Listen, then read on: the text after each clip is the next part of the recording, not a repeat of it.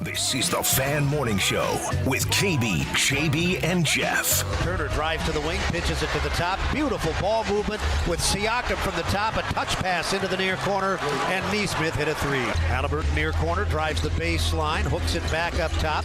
Nembhard right back down low in front of the rim. Turner passed up a shot and sent it out to Neesmith, who hits another three. Neesmith has been rock solid from the perimeter. Halliburton has it. Pacers in desperate need of a good possession.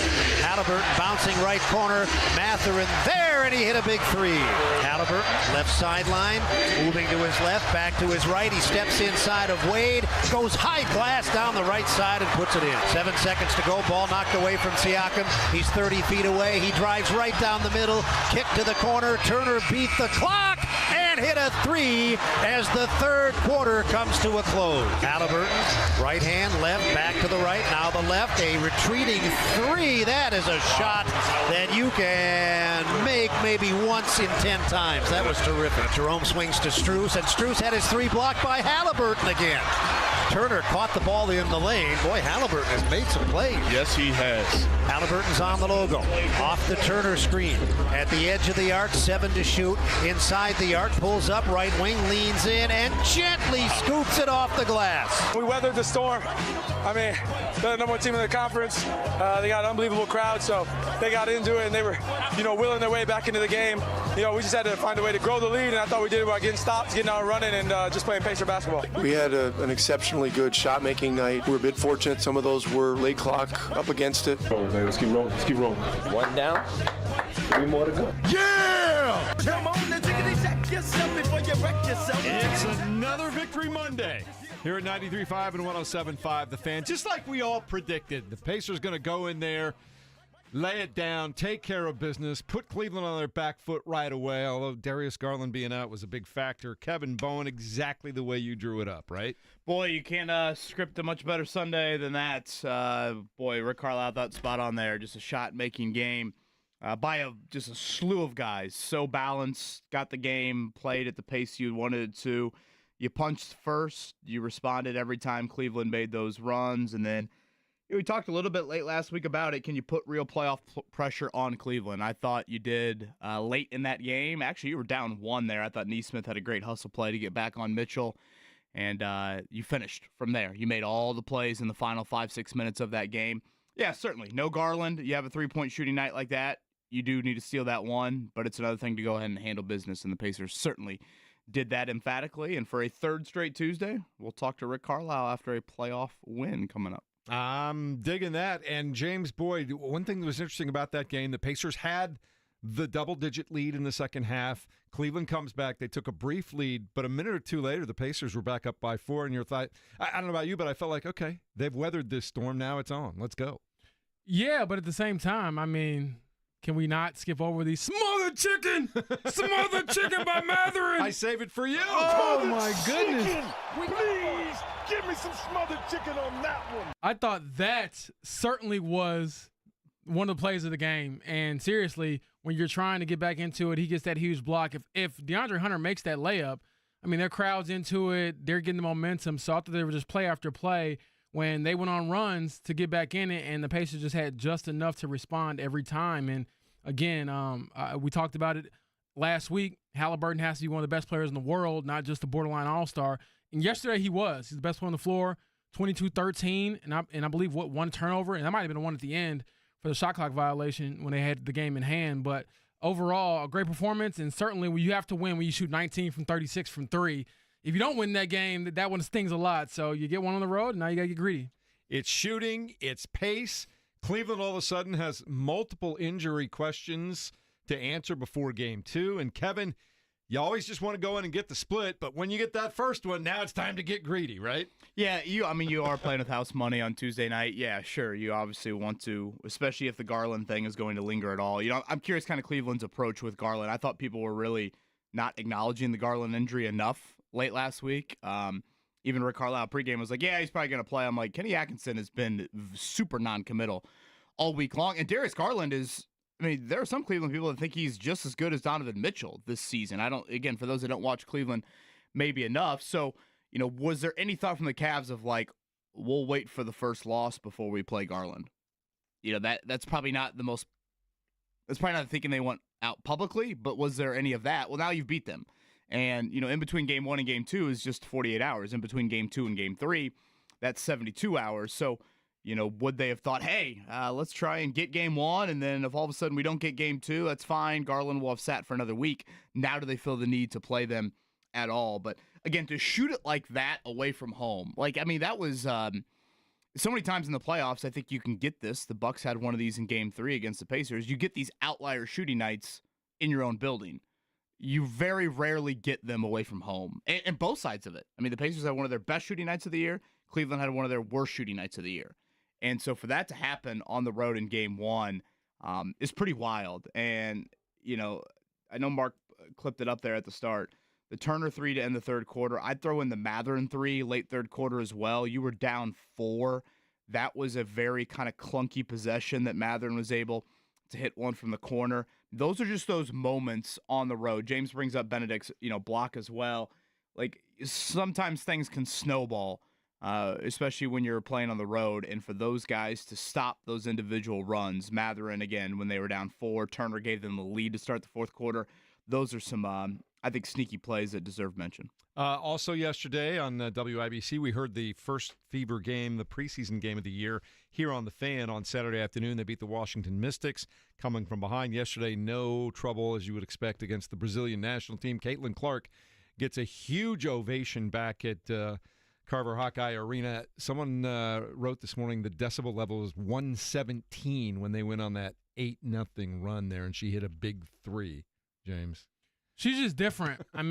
Obviously, I went to the game Saturday, the preseason opener, and there's a lot of controversy, or I shouldn't even say it's controversy, but just a lot of chatter about is she going to play, is she not? And she had gone through her pregame warm-ups, and so I wrote a quick thing on her sitting out, and it was a bit of news because she hasn't missed a game in her college career or her pro career so far. And I'm knocking on some wood here. I hope it stays that way. But we all knew you're going to play in Iowa City. You have to play in Iowa City. These people will riot if you don't.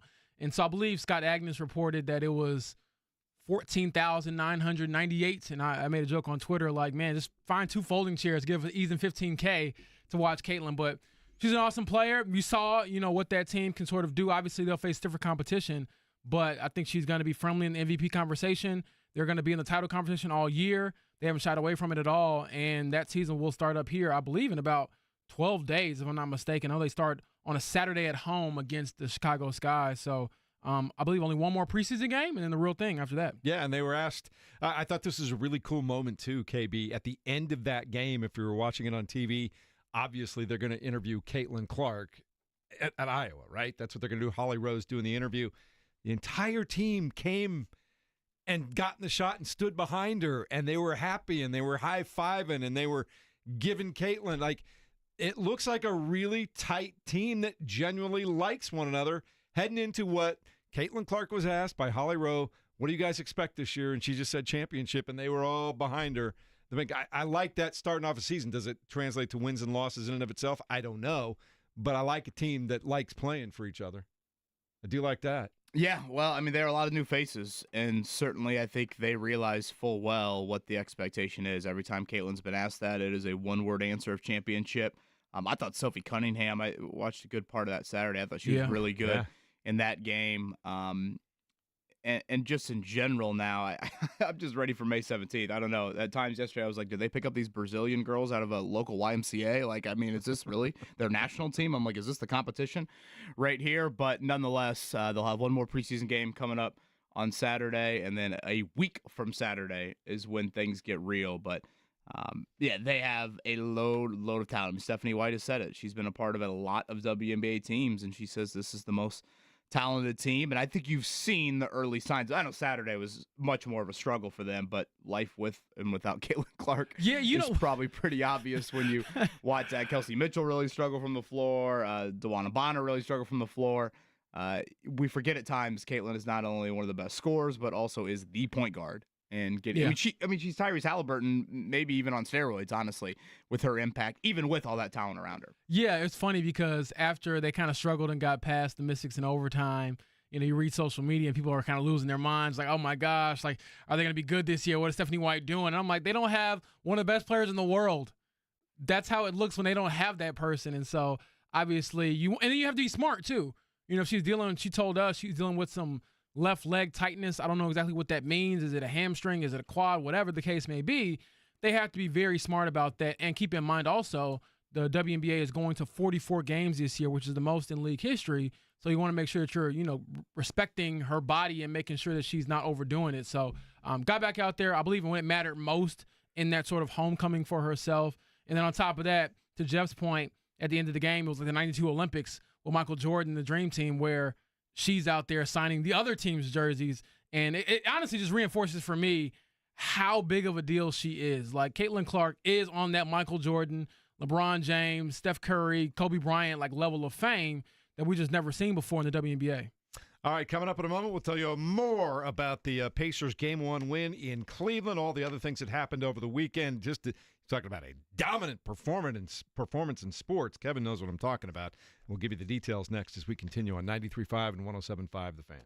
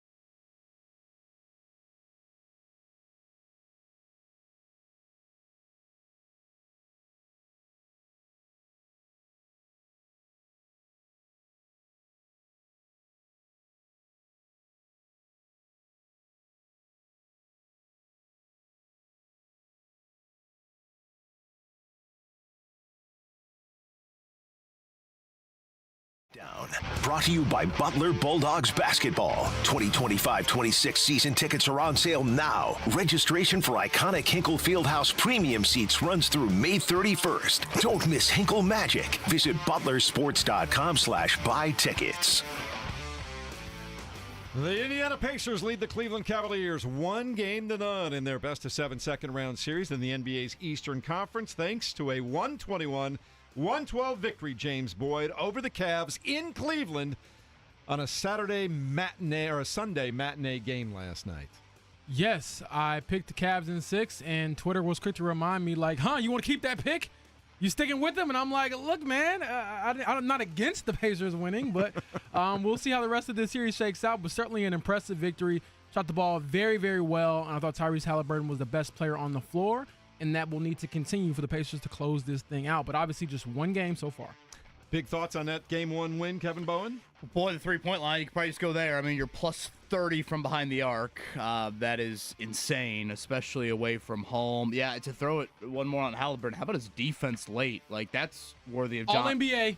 Worthy of John Halliburton running on the floor for that effort there. So I thought Halliburton gave some much-needed defense there down the stretch and helping you ice that game. And again, you just can't say enough about Nembhard and Nesmith. Deserved podium game for Andrew Nembhard.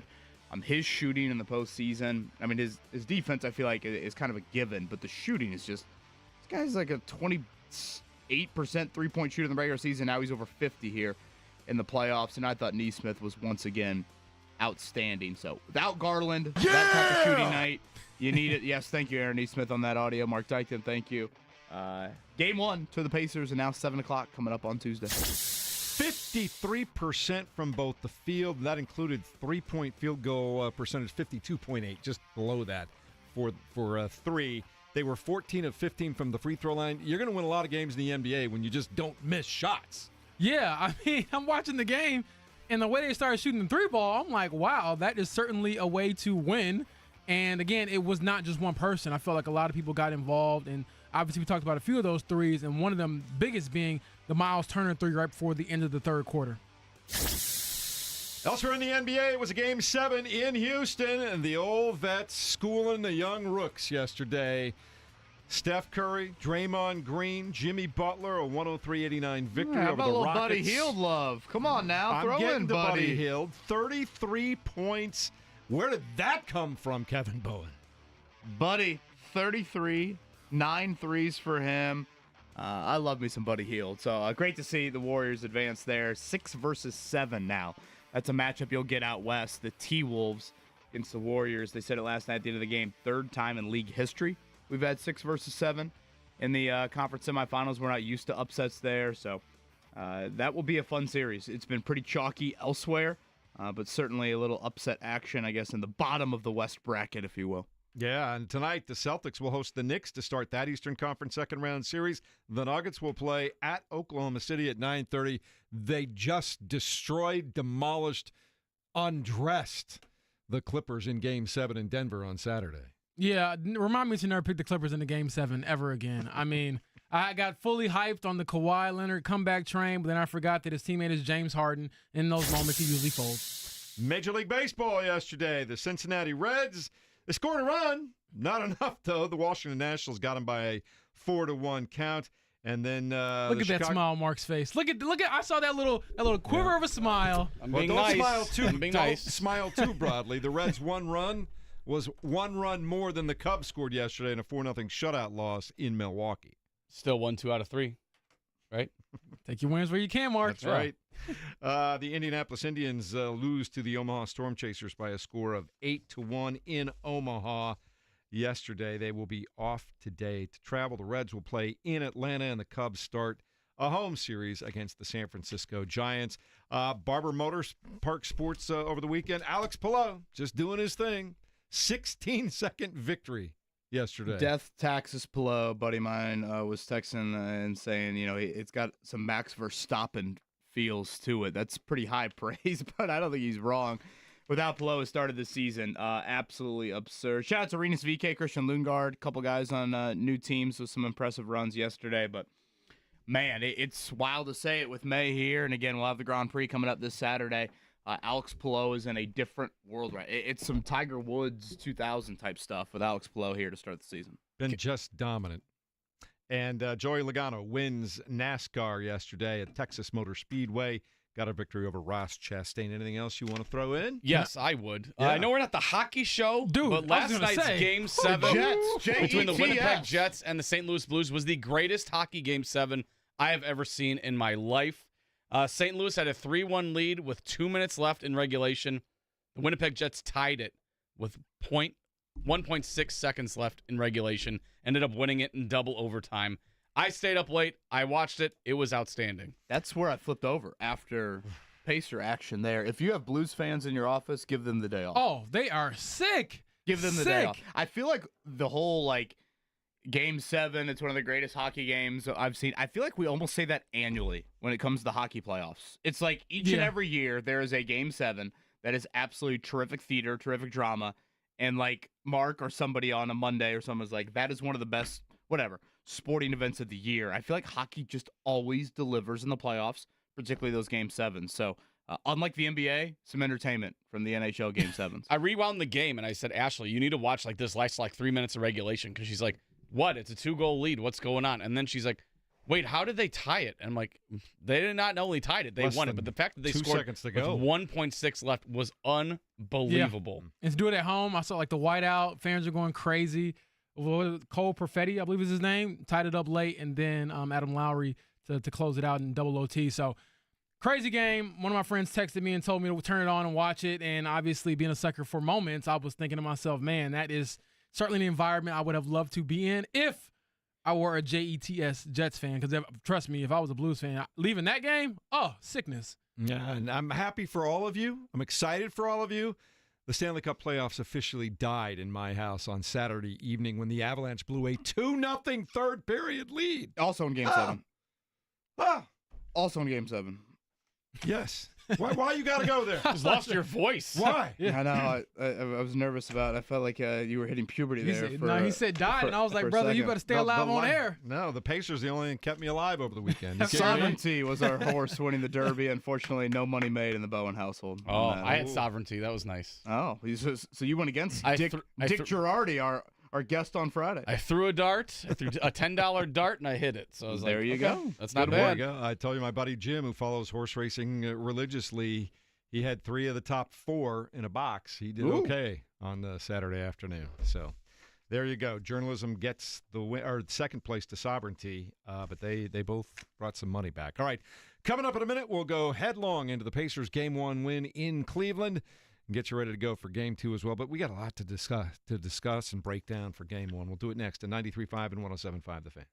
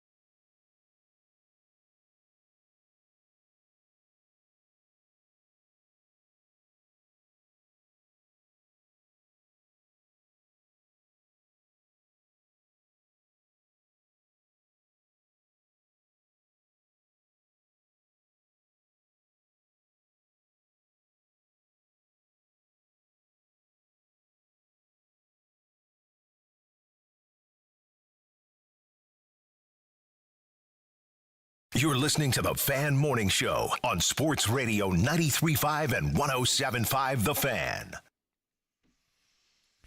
It's a series. The road team has won. The Indiana Pacers 1-0. They're up over the Cleveland Cavaliers after the terrific victory last night, 121-112 over the Cavs. Cavs playing without Darius Garland. And they might have a couple of other injury issues to think about Kevin Bowen before Game 2. They had a hard fall after a dunk where a dislocated finger took place. I saw where some other people I'm trying to remember who it was. Somebody had a leg injury and they were kind of hobbling off the court. I'll go back and find out who that was. But they might have some issues coming up here in Game 2. Yeah, I think Hunter got banged up late. Yeah, that's what it was. Mitchell and Mobley looked like they were hobbling around. Obviously, we'll see the availability on those guys. But certainly Garland is a huge injury. And, I thought it was really key. As soon as I saw that Cleveland starting lineup and saw Garland out, it kind of shifted towards me of like, you hear this phrase of stealing Game 1. We're going to hear that quite often. You just said, now it's a series. I'm like, without Garland, I think it's a coin flip who wins this series. Like, he means that. I mean, that is the Pacers not having Siakam. I guess if you want to try and say Mitchell is Halliburton, that's how much Darius Garland means. So, I think this is very much a series. I thought it was a joke that Vegas had the spread at 8 for Game 1, and just in general thought Cavs in 5 or 6. I thought the Pacers would have this be very competitive. I'm not acting like the Pacers going to shoot like that all series long, but as soon as that Darius Garland injury was out there, it shifted for me of like, no, this isn't, hey, let's try and steal Game 1. This is you need to get Game 1, and credit massively to the Pacers for the start and the finish and how they played for 48 minutes yesterday. Also, Ty Jerome should never take 20 shots in a game ever again. I was watching the game, and he's a very good player, but you probably would be more efficient or effective if you stopped trying to draw these stupid, weird fouls. He kept going in the lane, and he would pause and then lean towards somebody and try to shoot. And they just kept blocking it or throwing the shot away, or he was missing. And I'm like, what are you doing? They had 2 players combined for 50 shots, and don't get me wrong, Donovan Mitchell is a great player, but when he has to take 30 shots to get 33 points, you did a good job on him. And so I thought that will certainly change in Game 2 to try to spread the ball out more. But, yeah, Ty Jerome, sign me up for him taking 20 shots any day of the week, because usually that means your offense isn't moving. And unless he's just going off and having one of those days, you'll take that. And then on top of that, I thought defensively, we talked about it a little bit earlier, Tyrese, he finally figured out that he's 6'5" with a long wingspan, y'all. I was like, wow, this guy is not a cone on defense anymore. And he's joked about it. He's mentioned himself, hey, I know I'm not going to be like an all-world defender, but I definitely have to be better on that end. I thought that fourth quarter was just dominant. I mean, he hit some big shots, distributed the ball pretty well. And obviously, like I said, locked up on defense to help close it out, because when it came to winning time, I thought that's when we saw the best version of Tyrese Halliburton.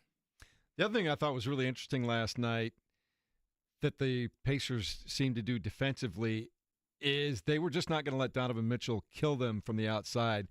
They almost kind of let him go to the basket a couple of times, or let him take those mid-range jumpers, to the thought of, hey, we'll let him get his, but we're going to let him get his from 2-point range. Not let him, but if that's where he's going to do his damage, great, but just don't let him go off from 3-point range. I thought they did a nice job doing that yesterday. Yeah, at the same time, though, I think that Mitchell just missed, and a lot of the Cavs just missed shots they normally make. Like we talked about earlier, the Pacers had like an all-time shooting performance. You never really shoot over 50% from 3 at that volume in the NBA, whereas the Cavs shot, one of their lowest of the season when it comes to, knocking down 3-point shots. So I wouldn't necessarily bank on that going into Game 2, that Mitchell's going to miss, 10 threes, 1 out of 11 in Game 1. However, to KB's point, you have to win that game. And so when they closed it, I was like, man, if you lose this game, this will sting so badly, because you might not shoot that well again, period, in the series. And it doesn't really matter how you get it done, because a 1-0 lead is a 1-0 lead, but certainly don't want to have that gut punch where you're like, man, we had this game, and they didn't have one of their best players, and we still blew it. Especially away from home. That to me, you don't get those shooting performances on the road, very much, if at all, in the playoffs. I had to double check last night. I went and looked up after the game. If you look at it percentage-wise, Pacers, that was their 4th best 3-point shooting night of the entire season. So you're talking 4 out of 89 games they now have played. And the Cavs had their 2nd worst 3-point shooting night of the entire year. So they've played, 5 games in the playoffs? So 86 out of 87 again, you're 4th best and you're 86th best for the home team. So, yeah, you probably, and, I think Rick Carlisle kind of hinted at that a little bit post-game of like the elite shot making. It almost seemed like the deeper the threes, the better the Pacers shoot them. Specifically Nembhard. I'm like, every time he takes another step back, I'm like, yeah, I think his percentage just went up 3 or 4 points there. So you certainly, is there going to be a little regression to the mean when it comes to tomorrow night and what that shooting looks like?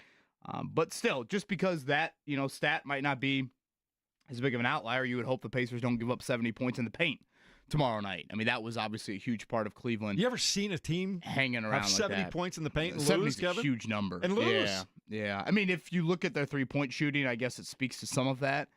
But boy, it's just, I continue to be blown away by the Pacers' balance. I mean, I sound like a broken record throughout this postseason, but like, who's been bad for the Pacers in the playoffs? Like who do you want to like not see minutes? Yeah, okay, whatever. Thomas Bryant, Ben Like you can go to these like very fringe players, but we're not talking about any of the main guys. Nah. With the Bucks, it was like Kyle Kuzma shouldn't play. It's like, well, Kyle Kuzma might have been their second best player entering that series, and it quickly went from he shouldn't play in this series. Like Indiana last night, it was Nembhard doing this. Siakam had the nice start. And then, like, when he tapers off, here's Matherin giving you a little bit of a flurry. Obviously, Neesmith is giving you something. Turner shoots it great. Halliburton has just a great, orchestrating type of night for him. Toppin hits a big 3 here. McConnell gets a big bucket or 2. It's just night in, night out. It seems like a laundry list of things that the Pacers do well from a multitude of guys. It's not just hey, this guy had 30, and that guy had 26, and they were able to get to 100 somehow, some way. No. It's like, look at their box score last night. It's like, oh, yeah, 23 here, 20 here, 18 here, 17 there. That's a I think it's a very rare trait, frankly, in today's NBA. Also, Cleveland talked a lot about this in the postgame, several of the guys, the pace that the Pacers play at sometimes, other teams just aren't always prepared for it, James. They get the ball up and down the floor continuously with the pace. And Cleveland fell victim a little bit to that last night, too. Yeah, I mean, obviously they had the time off. The Pacers had a little bit of a longer series, just obviously one more game. But I thought that they weren't really kind of matching the energy of just running the floor that the Pacers did. And even after made baskets, I was like, man, they're getting the ball off the rim and still getting fast break layups and fast break shots. So I believe Kenny Atkinson will certainly look at his film with his team and say, hey, these 6 or 7 buckets they just can't have because there's nothing really fancy about it. It's I'm going to outrun you, I'm going to outwork you, and I'm going to just give more effort in certain scenarios where you might not have been as locked in. So I expect the Cavs to respond in game 2 for sure, and if to be a dogfight. And obviously for the Pacers to not shoot it that well, but at the same time, I mean, who's to say you can't go out there and win game 2 as well?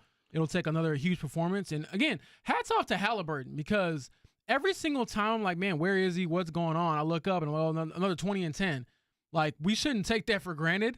And I think that's what, the overrated thing at this point is kind of old news. But I think part of because the overrated voting was mainly just people hating. They don't like the way he does it. And when I watch Halliburton, it's not always like aesthetically pleasing. He has a funky looking shot. He's herky-jerky to the basket. I don't believe like his one-on-one handle when he breaks a guy down, tries to go by him, is like the most beautiful thing in the world. But it's effective. And so if it works, man, you can't really hate on it in my opinion, and certainly worked last night. Well, Jeff, to your point about, Cleveland is saying, boy, we're not used to this pace. If you look at it, it's not like the Pacers played that fast last night.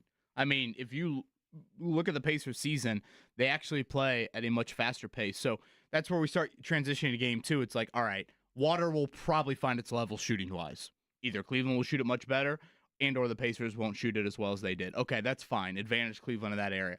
But I know Indiana's got another gear to run. Like, they can run even more than they did, and I still didn't feel like that was necessarily, like, the true, like, full throttle, we're picking you up full court depth type of game. I mean, yes, there were moments of that. Aaron Neesmith getting 8 seconds on Ty Jerome was certainly a big play in that game, but I still feel like the Pacers have got another level in that area. And honestly, that probably just impacts you series-wise. I think we've seen that. I think we saw it with the Bucs series. I think we saw that with the Knicks series last year. The deeper these series go, I think advantage to Indiana with that because their depth is such a vital advantage that they have. To tie the two together, when I went to the Fever game on Saturday, pregame, Stephanie White said, hey, we want to be a 1 second or 0.5 offense. And I'm like, this can't be like a Mike D'Antoni thing where you just want them to shoot the ball within the first 1 second of the shot clock or whatever because they ran like the 7 seconds or less offense. But she was saying, no, when I asked her to explain it, we want our players to make decisions within 1 or half a second, ideally, when our offense is humming. And when I look at the Pacers, that is exactly what they do. Like, there's not a lot of ball sticking to, one player in the corner or we're going to go one-on-one. There were moments for that, I think, late. But throughout the game, most of the thing was moving it, swinging it, pass here, hockey assist there. And then you get a lot of great looks because of that. And I think you gain confidence, too, because everyone touches the ball, everyone gets an open look, and everyone feels involved in the game. You guys surprised Cleveland favored by 9.5 for tomorrow night? Oh, yeah, I'm definitely surprised by that after the way game 1 went. Especially if we don't even know they're going to have Garland back. Well, do you think that means Vegas thinks Garland plays? They think he plays, but I think they also believe that the Pacers aren't going to shoot 53% from the field on the road again. I was stunned by 8 in game 1. I just, that number to me shocked me. But, yeah, I'm curious how much that would mean, Garland Dude, plays. The big toe is a big deal. In game 2. Like, I don't know if I've messed up my big toe playing basketball, and that thing took like 2 months to get right. Like, it is not easy. You just don't come back from that, right? Yeah, like, I mean, they're talking about managing it and making sure they don't load up too much on it, but, I mean, it sounds like a joke. Oh, your toe's messed up? Dude, if your big toe is not right, you cannot be. And then we're talking about not someone who's 6'8" and can just shoot over you. We're talking about a small guard whose advantages are being shifty and quick and using a lot of his foot movements, cutting and stuff like that, to be effective. And if he can't do that, Nemhard and Neesmith will eat him up if he's not at 100%. Oh, and then to be real, brother, if you run past me, I am stepping on that foot as much as I can, like the Rockets tried to do with Steph Curry's thumb. I want to go back to something you said, James, very astute, when you talked about almost hockey passes like for the Indiana Pacers yesterday, and it's that ball movement and the pace together. That's the one thing that Kenny Atkinson had said after the game. He said, quote, I think it's not only the pace of their speed, how fast they run, but they touch the ball. They move around, and Tyrese is a master of he's like a hockey distributor, just kind of banging it around, and that's hard. They're an excellent offensive team, and I think we struggled not only with their pace, but with their ball movement, which we've talked about all year long. They just take such great care of the ball and move. That wears on teams. Yeah, I think it was maybe last Tuesday or the Tuesday before, asking Rick about, 317 passes, I think it was, maybe in game 1 of that Bucs series. So Rick Carlisle, again, join us tomorrow, day of game, like he has throughout this postseason. So looking forward to the Pacers head coach coming up tomorrow at 8. Yeah, one other thing I wanted to point out about how well the Pacers are playing right now and why I think they've got a puncher's chance against just about anybody. They pointed out on the broadcast last night that Indiana was the 4th best team record-wise if you just start January 1st of this year. They had the 4th best record. And also was looking back just over the last month or so, they are 12-2 since that loss at Oklahoma City, including the playoffs. They're playing really good basketball right now. They've got to feel as professional athletes like they can play with anybody and beat anybody right now. Yeah, absolutely. I mean, again, when you have a player who is on the level of Tyrese Halliburton, playing at the level that he is, it gives you confidence. And then on top of that, when you go on the road and win a big road game against the higher seed, it gives you confidence. And so all of that should shape up for a great game, too. I thought that game was fantastic. And also, I mean, just selfishly, the viewing experience was better, too, because as we know, like Giannis plays a different style of basketball, draws a ton of fouls, and it can slow the game down. It gets clunky. I thought that game was pretty smooth. Obviously, there were some calls here and there that you wish you could have back, but at the end of the day, I thought that was one of the better overall games as far as shot making, fluidity, things like that. So from a viewing standpoint, I enjoy watching that much more than I enjoyed like Game 7 after that with the Rockets and the Warriors, where it was just a rock fight, and obviously Steph Curry came out on top. A lot of great stuff over the weekend, Kevin. Just to touch on it very briefly, I'd mentioned it a moment ago. I was just occasionally checking out the Byron Nelson Classic just to see what Scottie Scheffler was going to end up doing. There was a minute there I thought he might go 50 under par. Like everything was birdies and eagles all weekend long. Wins by 8 strokes, 31 under par. And I get it's not the Masters at the greens, and it's not set up the same way, but it's still a PGA set-up course.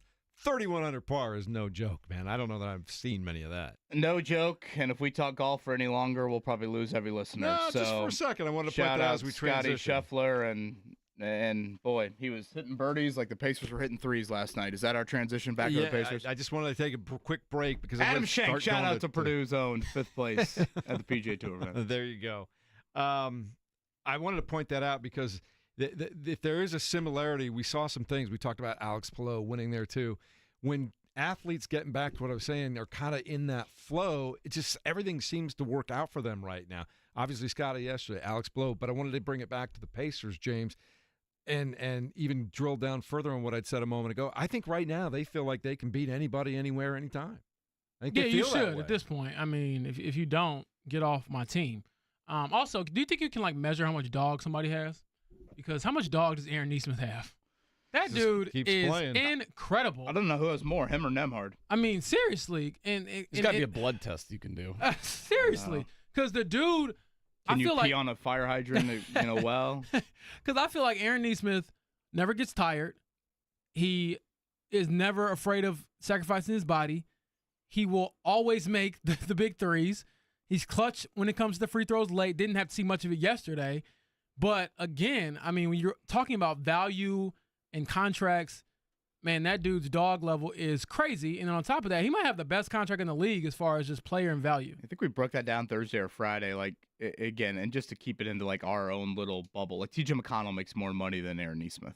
I mean, yes, I mean TJ's a nice player, but come on now. I mean, it's insane. Yeah, there should be some analytics graduate program at some college where they break down the best contracts in the NBA, and I swear Aaron Nesmith would be right up there with anybody else. I thought yesterday that third quarter stretch he had where he kind of helped push that lead to double digits. He had one play where I think he leaked out in transition thinking they'd get a run out. They didn't, and Mitchell shoots a three. Nesmith gets back, blocks the three. So that contributes to another Mitchell 1 of 10, whatever he ended the night with. And then Nesmith hits a three on the other end. So that goes from potentially 3 points to Cleveland to 9 to Indiana. That 9 for Indiana eventually stretched to double digits. I brought up earlier the 8-second call on Ty Jerome. I mean, you just don't see 8-second calls. That's very me often being a dog more than you at all. That's all that is to me. So it is. I mean, those two guys, man, they are. And Jeff, you brought up TNT saying, hey, since January 1, these two teams have the same record or a similar record. Well, think about what happened in October, November, and December. Nesmith and Nemhard missed so many games. And, it can sound like coach speak. I don't think Rick Carlisle oftentimes sounds like coach speak, but there are times when we had him on back in the fall and we brought up the sluggish start to the season, and he reiterated, guys, Nesmith and Nemhard mean so much to and he uses the word ecosystem a lot.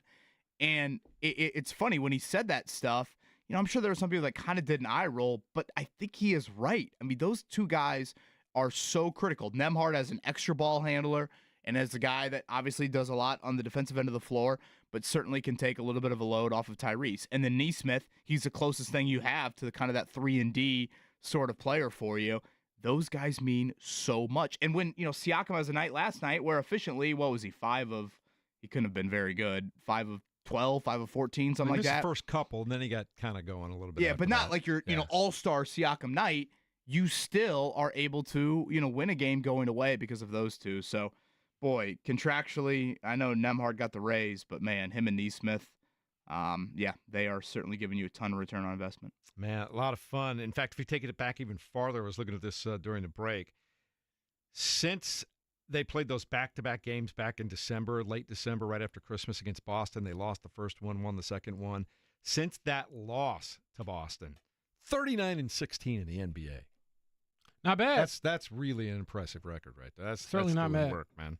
That's doing work. And the one thing I ask you guys, if you're worried about just a little bit as the series goes along, you still worried about with those two big guys at Cleveland maybe being exposed a little bit inside, Kevin? Yeah, I mean, 70 points in the paint. I have a feeling Rick will bring that up when he joins us coming up Tomorrow at 8, Garland, that's the big one. I mean, obviously you're not going to shoot it like there will not be this discrepancy throughout the series. But again, I still think the Pacers have another gear. You would like to hope that the, defense would not be, just living in the paint. But yeah, I mean, I keep on going back to Garland. I mean, let's be honest. The Pacers have gotten extraordinary injury luck in these last 2 years of the playoffs. I mean, it is. I know Tyrese missed a couple games in the conference finals, but literally the Pacers play these series, and seemingly it's a all-star Hall of Fame player missing multiple games, if not the entire series. It's unbelievable. Will that turn at all against Indiana? And it's not just like the Pacers are having their frontline guys play. 4, 5, 6, 7. All of these guys seemingly play every single game for the Pacers throughout the postseason. So Garland's re-entry, what does he look like whenever that occurs? I think will certainly be a big storyline. Well, looking forward to see how the story unfolds for Game 2 coming up on Tuesday night as the Indiana Pacers, and we talk about this too when it comes to injuries and guys being out. Even to win a championship in any sport with all these long series, you got to have some injury luck. Just have to. Yeah, and they certainly have had it. I mean, I don't know if the Pacers have had, with this regime, faced a team that hasn't had a major injury on their side. But as I always say, you can only play who's in front of you, and no one's going to feel sorry for you either. So go out there and compete, and that's certainly what they did. All right, we like that. All right, coming up a little bit later on, Tony East will join us in the 9 o'clock hour. He'll talk more about the Pacers and what they were able to accomplish in Game 1, what's ahead for Game 2, how it all works out there. We'll continue to talk about that. We may take some phone calls along the way, too, at 239-1070. Your thoughts on the Pacers and their win in Game 1 as they go into the second-round series with a 1-zip lead over the Cleveland Cavaliers. It's the Fan Morning Show with KB, JB, Jeff, Mark Dykton over there with a freshly sort of shaven Mark Dykton. He did shave. Looks like he shaved like Friday. Looks like he's going to shaved prom on Friday. Today. Yeah. I know. Mark, you look good, brother. Thank you. I've got a little event to go to after the show, so I had to dress up a little nice every once in a while. Yeah, it's so secretively. I know. It's like, man, where are you going? There might be people listening that I can't really divulge information. It's like when Elvis used to go I out thought he was to a like, I movie got theater. brunch at the Red Garter, and that's why I Hell decided yeah, to brother. shave. Little Monday buffet over there. Cinnamon, I'm coming, baby. Stage 2 next on 93.5 and 107.5 The Fan.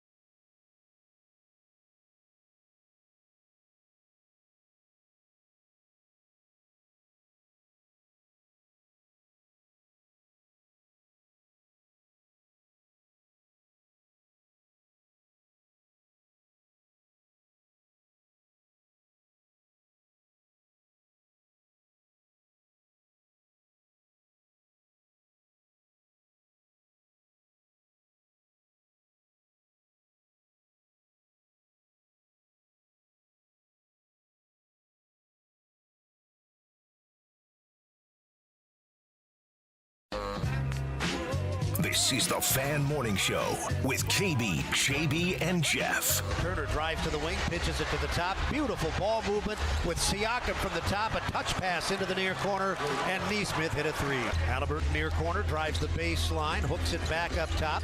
Nembhard right back down low in front of the rim. Turner passed up a shot and sent it out to Neesmith, who hits another three. Neesmith has been rock solid from the perimeter. Halliburton has it. Pacers in desperate need of a good possession. Halliburton bouncing right corner. Mather in there, and he hit a big three. Halliburton, left sideline, moving to his left, back to his right. He steps inside of Wade, goes high glass down the right side and puts it in. 7 seconds to go. Ball knocked away from Siakam. He's 30 feet away. He drives right down the middle. Kick to the corner. Turner beat the clock and hit a three as the third quarter comes to a close. Halliburton, right hand, left, back to the right, now the left, a retreating three. That is a shot that you can make maybe once in 10 times. That was terrific. Jerome swings to Strus, and Strus had his three blocked by Halliburton again. Turner caught the ball in the lane. Boy, Halliburton has made some plays. Yes, he has. Halliburton's on the logo. Off the Turner screen. At the edge of the arc, 7 to shoot. Inside the arc, pulls up, right wing, leans in, and gently scoops it off the glass. We weathered the storm. I mean, they're the number one team in the conference. They got an unbelievable crowd, so they got into it, and they were, willing their way back into the game. We just had to find a way to grow the lead, and I thought we did it by getting stops, getting out running, and just playing Pacer basketball. We had an exceptionally good shot-making night. We were a bit fortunate. Some of those were late clock up against it. Let's keep rolling. Let's keep rolling. 1 down. 3 more to go. Yeah! Come on and check yourself before you wreck yourself. I like that confidence. 1 down, 3 to go. Let's go. The Indiana Pacers, 121-112 winners over the Cleveland Cavaliers in Game 1 on Sunday afternoon. And James Boyd, they were shooting well. They didn't particularly play all that well in the post, but they didn't need to. They were doing everything else. I mean, yeah, there were so many guys that stepped up throughout that game. I even thought that there were times where Miles really helped on the glass. I know that was one of the knocks on him in the first round was maybe you didn't grab enough rebounds, but had double-digit rebounds yesterday. And obviously, like I said, made some timely shots. So I go back to Kevin's question, which has kind of become a theme now. I feel like it's one we can probably ask at every game, like, who's the worst pacer? Was it Thomas Bryant because of the few minutes he had there where you're like, man, Thomas Giveth, he hit the fadeaway jumper from the free throw line on one end, and I've got a little hairy there, and I'm like, man, you probably got to sub him out. But even then, that's sort of like your emergency minutes that you're trying to just buy some time before getting your main dogs back in there. And I thought collectively they played pretty tough basketball. And then I've just come to expect, and I would love to hear your thoughts on this, anybody really on the show. Do you expect them to just win close games now? Because, man, I've gone from, wow, like, man, they've kind of blown this lead or they're kind of messing around to, oh, they're in a tight game again. They'll figure it out. Yeah, well, one thing before that second part, going back to your first thing, James, about, like, who's the worst Pacer player, you went to the guy that probably played the 11th most minutes on the team yesterday. You see how far down you have to go, that's though? That's where you went first. And I say that you're not wrong. Yeah, like, and I said that as a agree. joke. I mean, he did more or less did okay. Cleveland's debating some other guys. Yeah, Go back to the Milwaukee series. They're debating Kuzma as, one of their best players who had played himself literally off the floor in that series. That is a great thing for the Pacers that we're not talking about, whatever, Nembhard or, Halliburton or Neesmith or Turner or Siakam or any of their starting group. Boy, that's an interesting point you make about end of games. And last week when we talked about this series a little bit more in depth, a big focus that I said to you guys was, all right, can you put real playoff pressure on Cleveland? Cleveland has yet to have playoff pressure put on them when you think about it. Last year, they never were competitive in that Boston series. They lost in 5. If you look at the opening round with Miami, they certainly weren't, dealt with any pressure whatsoever. But there is this elephant in the room. I don't think it's the level of maybe the Thunder out west, but it's still there with Cleveland of, hey, you just had a historically good regular season. Anything short of the conference finals will be a failure in terms of backing up what they did in the regular season. And Donovan Mitchell, it's not Giannis and Milwaukee type whispers, but like there is like, hey, is Mitchell ever going to get to that level as a player team success?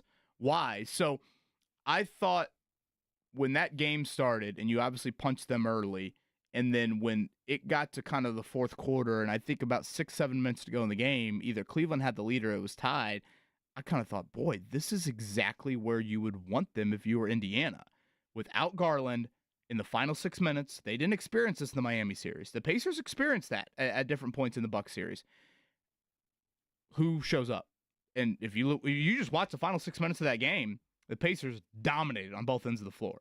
I mean, I think Cleveland even had a lead. If I'm not mistaken, Nesmith had that great hustle play to get back on Mitchell, and I think that was a chance for Cleveland to expand like the lead. 98 maybe? Yeah, I was going to guess like 101, 100, something like that. Yeah. It was right there.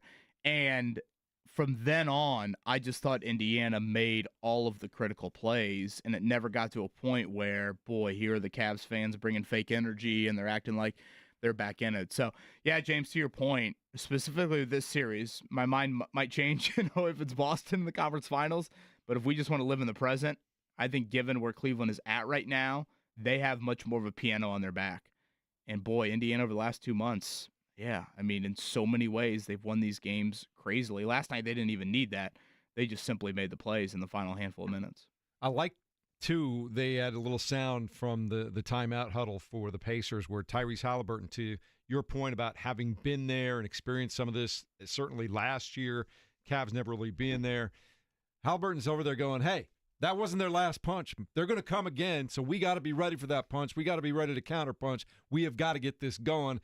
I just love the awareness of knowing what a playoff game's ebb and flow is going to be and reminding everybody that, hey, we're doing well, but we got to keep coming. Got to keep coming because you know they're coming back. Yeah, absolutely. You can't really get too caught up in being comfortable, mainly because you know they're at home. They're going to go on a run. And they're also, I believe, a championship caliber team. Like, they've been the best team in basketball, at least in the Eastern Conference, all year long. So that's something to sneeze at. I know we've talked about the Pacers and them getting right. The Cavs never really had to get right. They were right from the beginning and very good throughout. So, obviously they're not playing at full strength, but at the same time, I still thought they had plenty of chances to win that game. It's just that the Pacers made one or two more plays every so often. Every punch that the Cavs gave them, the Pacers punched back, and in the end, you prevailed because I believe they had their best player playing at his best late, whereas Mitchell, I felt like Mitchell also got gassed.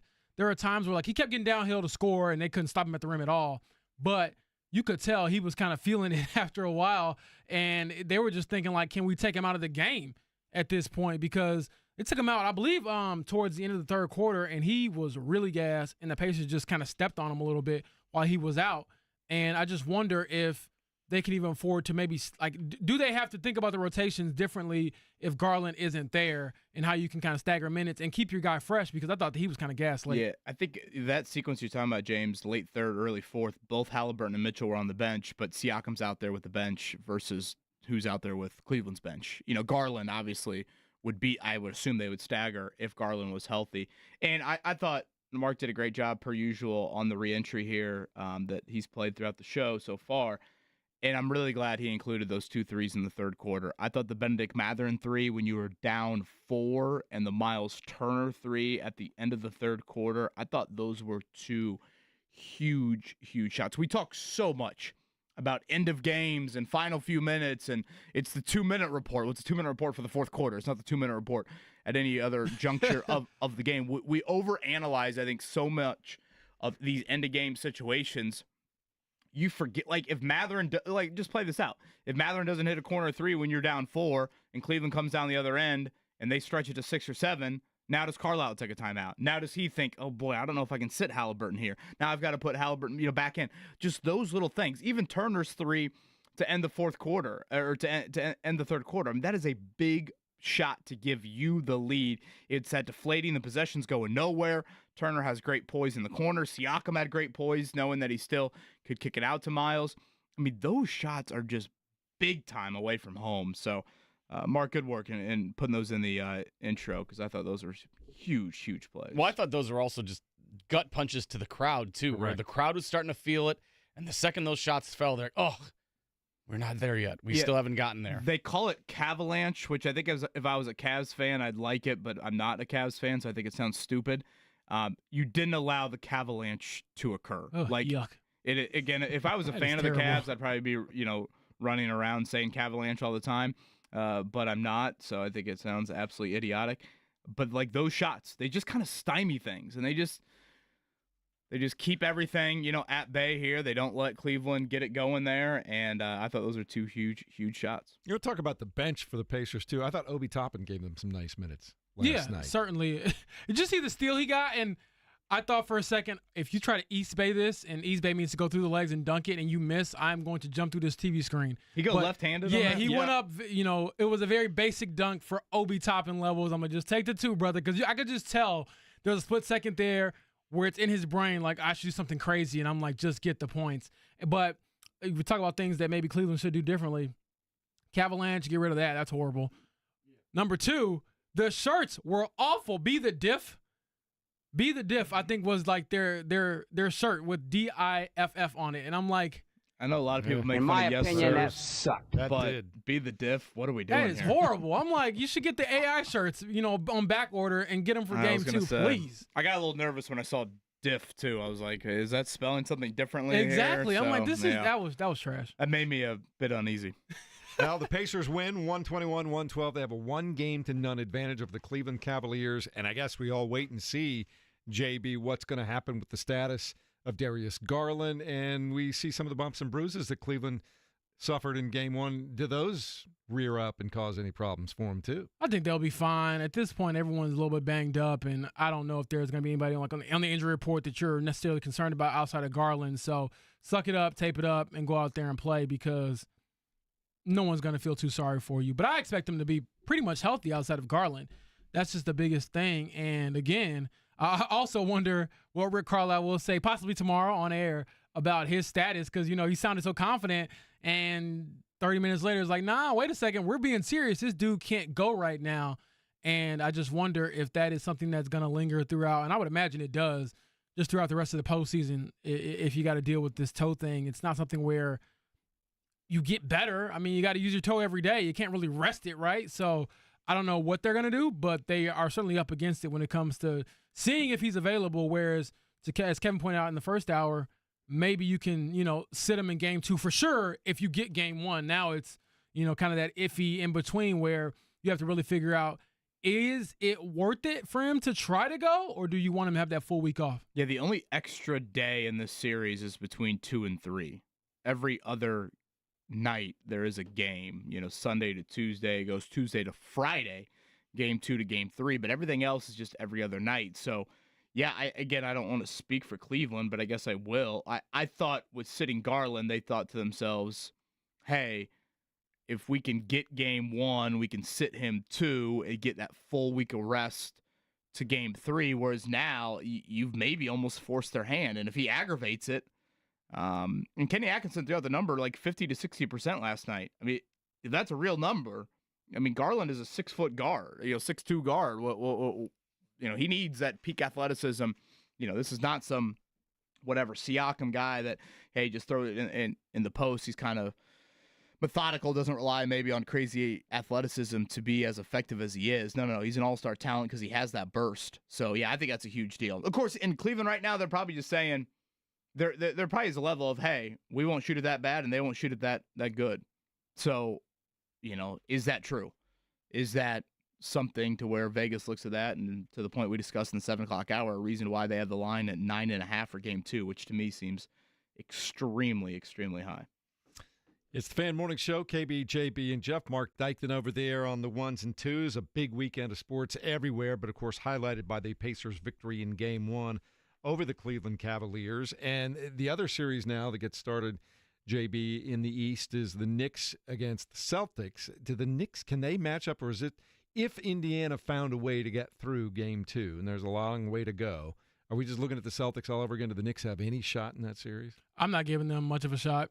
I mean, I know Knicks fans. They could be lucky to win a game.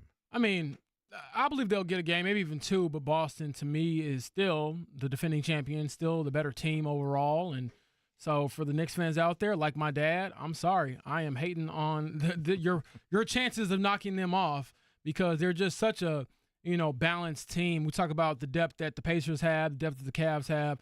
The Celtics certainly have that too. And honestly, the Knicks don't have that kind of depth. That they're a classic Tom Thibodeau team where we're going to play all of our guys, our top guys, 40-plus minutes, and let the chips fall where they may. And Kevin, anybody, like, I guess from my perspective, I'm only worried about the Cleveland Cavaliers, but how much real attention will be paying that series in the Eastern Conference? A ton, because don't we get to the schedule now where it's just 2 games a night? Isn't that where we're at now with the NBA? So, I mean, from a viewing standpoint, you do watch that. I hate to overreact to game 1, but yeah, I'm watching it. I mean, that could very easily be the Pacers' next round opponent. So I'm going to be locked in definitely on that series. We should update people Colts-wise. For those curious, they'll have their rookie minicamp later this week. So that'll kind of be the big item here from a off-season program standpoint. We're still a couple weeks away from actual 11-on-11 practices between their veterans.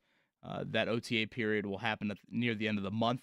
But later this week, Friday and Saturday, you will get a rookie minicamp. I'm trying to think, James. I don't know. Justin Wally dealing with a wrist injury. I know Tyler Warren sat out Penn State's pro day. Draft pick-wise, though, I don't think anybody's dealing with like an obvious injury that would take them out of rookie minicamp. No, I don't think so. I know DJ Giddens said he also had like wrist/hand surgery this offseason, so we'll see if he's a full go. But I'm just excited to see guys on the grass at this point. We've talked about them. I've looked at enough 40 times and relative athletic scores and read enough bios where I'm just like, can I see you play the sport that I have read, about you and for the last few months? And so that should be interesting. And obviously we'll bring you the latest when it comes to the rookies. Everybody expected to be there, right? No other problems contract-wise or anything like that? No, I mean, if we see any holdouts from rookies, that would be bizarre. But even then, you don't necessarily have to sign your rookie contract to go out there for rookie minicamp. I don't know. I believe the year Anthony Richardson got drafted, it took a little bit longer maybe than usual for him to finally sign. But even then, it wasn't necessarily a big deal just because he signed before camp. As long as you sign before camp, it's not a big deal to me. Yeah, there's going to be a lot of fun, a lot to watch over the week here at 93.5 and 107.5 The Fan. Also yesterday we saw the Fever with a big return to Carver Hawkeye Arena for Caitlin Clark. Got a huge ovation. They went on an 8-0 run against the Brazilian national team to start things off, and the decibel level was 117. That's about as loud as it gets anywhere. She's special. I mean, need I say more? She is Michael Jordan. She is LeBron. She's Steph Curry. She is unlike anything we've seen in the WNBA. And I know you can say some players are better. I would honestly say that, Asia Wilson or Nafisa Collier from the New York Liberty, they might be better players. But Caitlin's right there as far as being an MVP conversation for this upcoming season, as well as just fame. When it comes to fame, there's no other player that compares to her in the sport. Yeah, she did yesterday, had 16 points in just under 19 minutes of play and hit the famed logo 3 before she was coming out. She said that Stephanie White had told her, hey, you're coming out the next break. She's like, well, why not? Let's go for it. She was a little behind the logo. I mean, isn't that crazy? That was like a 35-foot shot. One dribble she is. She's an absolutely incredible talent. It's Taylor Swift mania. It's alive and well, and it has begun again. That's a good comparison. Here, yes, in 2025. She also says she looked back at that one. She goes, "Oh, that was a little farther than I thought it actually was." I just like to have that kind of range. Her swagger's unbelievable too. It's like, I've seen people, compare like Kobe, like kind of like the Mamba switch that she flips when she gets on the floor. But like, I don't know. I feel like she wears the swagger a little bit more when she's on the floor, even more than Kobe did. Yeah, I asked Sophie Cunningham about playing with Diana Taurasi and now playing with Caitlin, and she was like, yeah, it's just like another version of DT. Like, I played with the GOAT of our sport, Diana Taurasi. All-time leading scorer, champion, MVP, all those things, 6 gold medals. And she's like, Caitlin is covered from that same exact cloth. She's just younger and has more energy and obviously more upside at this stage of her career than DT, who just retired. All right, they won at 108-44 for the Brazilian national team. For everything else happening in the world of sports, Mark, let's check it down. The Morning Checkdown, brought to you by Butler Bulldogs Basketball. 2025-26 season tickets are on sale now. Registration for iconic Hinkle Fieldhouse premium seats runs through May 31st. Don't miss Hinkle Magic. Visit butlersports.com/buy tickets.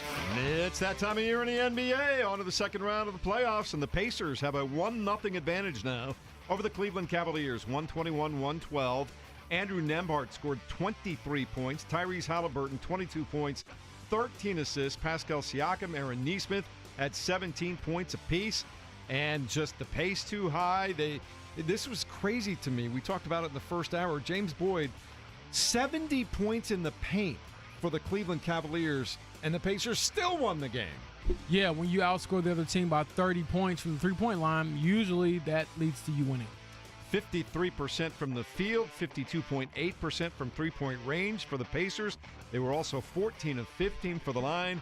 Kevin, can they carry all of that success over to Game 2 tomorrow night? Vegas doesn't think so. 9.5-point underdog. I'm surprised to see that number that big. I obviously Cleveland would say, hey, we're not going to shoot it that bad. Indiana's not going to shoot it that well. I think the Pacers will play better. I know if you look at those three-point numbers, you'd say otherwise. Game ball in Game 1 goes to who for the Pacers? I know everybody contributed, but Tyrese Halliburton still 22-13, and in those last 5 minutes, he just was doing everything, James. He actually guarded in the last few minutes. Yes. Not a bad choice, but I'm going to go with Aaron Nesmith. Yeah, good choice, too. No one's going with the podium guy, Andrew Nembhard. Take all three of them. Isn't this a great problem to have? Yes, we it can is. literally have that well, sort like of I said, I'm going Andrew Nembhard, build a statue. Build a statue. Right now. Does that go next to or behind Mathern's statue that Kevin wants? Yeah, I don't know. The Mathern statue might be in the back of the building. All right. Currently. Although I thought he did give some good minutes yesterday. Elsewhere in the NBA last night, it was Game 7 in Houston, and the Golden State Warriors, they played like a team that's been there before, James. Yeah, did the Rockets know it was Game 7? James Harden, we'll talk about him back at the Clippers a minute ago, but they could have used something, the Houston Rockets, because they just looked lost. Yeah, they couldn't have used James Harden. He was bad in his Game 7 as well. And then the Rockets, I mean, was anybody surprised? I will never pick against Steph Curry in a Game 7 unless LeBron James is on the other side. You pointed out in the first hour, is Buddy Hield time in that game? Buddy Hield, music there. Shout out to the Bahamas legend, Buddy Hield. 9 threes in Game 7. So for the third time in NBA history, we have 6 meets 7 in the Western Conference semifinals. So the Warriors and the T-Wolves here matching up. And is that Jimmy Butler's music heading back to Minnesota there? Probably. Can only imagine what that crowd reaction will be for Mr. Butler here. I'm sure they'll be excited to see him. On Saturday night, I mentioned there was another Game 7. The Nuggets just mollywomped the Los Angeles Clippers. Mollywomped? Yes. I was going to bring this up later, but James Harden has now lost a Game 7 for 4 different franchises. There are people on apps who are probably younger than me saying that James Harden was better than Dwayne Wade. Kick rocks, please. Later on tonight in the NBA, the Knicks and Celtics start their second-round series in Boston, and the Nuggets will take on the Oklahoma City Thunder. That one starts at 9:30 p.m. The homecoming for Russell Westbrook. Yes. On the auto racing circuit yesterday, guess who won in the Indianapolis in IndyCar? Any guesses? Yeah, I was going to say, probably a good bet to bet on the old 10 car, right? Alex Palou with a 16-second margin over Christian Lundgaard. Is that good? 16 seconds is a long time when cars are moving that fast. That was at Barber Motorsports Park. They will race again Saturday right here in Indy as we get the entire month of May full tilt, Kevin Bowen. Yeah, if you look ahead, I know weather was certainly ugly yesterday. Today, I don't know how much better it looks, but as we get closer to cars on track, road course-wise, Friday practice, Saturday, or Friday, I should say, quals as well with practice. Saturday, I think it's about 4:30, I want to say, green flag. Does look like the weather pretty nice, which I know with the Grand Prix, it's been a little volatile over the years, so hopefully some good weather. Turn 1, always very interesting there. Again, they go in reverse based off what you're used to from an oval standpoint once they make their way down the front straightaway. But yes, Alex Palou, it is Tiger Woods in 2000 type start to the year for him. Absolutely dominant as Indy now appears on the schedule. Yeah, and in NASCAR, Joey Logano wins at the Texas Motor Speedway. Scotty Scheffler, 31 under par at the Byron Nelson Classic, an 8-shot win over Eric Van Roy. Just everything was working for him.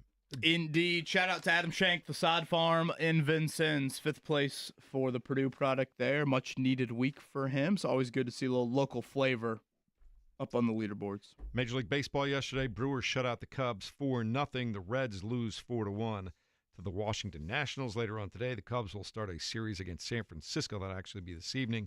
Cincinnati on the road to take on the Atlanta Braves. Anything else, guys, before we move on? Indians at home for the next 2 weeks. So if you starting tomorrow night, right? Starting tomorrow. So if you have not been out to Victory Field yet, weather should be pretty good. So 2 straight weeks at home. It's been a while since they played at Victory Field, so you can check them out. You know what this weekend is too, right? Bluey weekend. Oh boy. Bluey week. Prep yourselves, boys. I'm like, can you imagine the secondary market for that? Oh, my God. Unbelievable. You want to fill me in? What is this? Longer line for Bluey or bingo? I do know what Bluey is, but I don't know. Is there like a concert or something? They had a Bluey Day at Victory Field last year, and this is no joke. The line was as long as the game was. So there was like the game ended, and there was still a line. I guess. Would you like me to describe that line? Literally, No, go ahead. no. Your Please, descriptions of no. lines might Yeah. get us kicked off the air. Yeah. literally the lines I think were longer for Bluey than they were for Paul Skeen's bobblehead or Livy Dunn's autograph session. Yeah. So popular they had to do another one. So this year it's like Bluey weekends. There's 2 days, but it was insane. We went and I was like, this is madness. I knew Bluey was popular. I didn't know it was this popular. Wow. You think it's legit, like the real Bluey? Obviously, yeah. Flew in from Melbourne. Don't G'day, mate. Don't go crushing any kid's dreams. You sound like me right now, Kevin. Goodness gracious. Well, I mean, there's just a lot of, there's a lot of different, mall. Sometimes you have a mall Santa or a mall Easter Bunny. I was just curious if this was indeed the real Bluey. It better be to constitute those lines. Mm-hmm. Certainly. All right, coming up in a minute, more on Game 1 of the Indiana Pacers and the Cleveland Cavaliers. Open up the lines, too, 239-1070. Your thoughts on Game 1 heading into Game 2. We'll entertain those as we continue at 93.5 and 107.5 The Fan.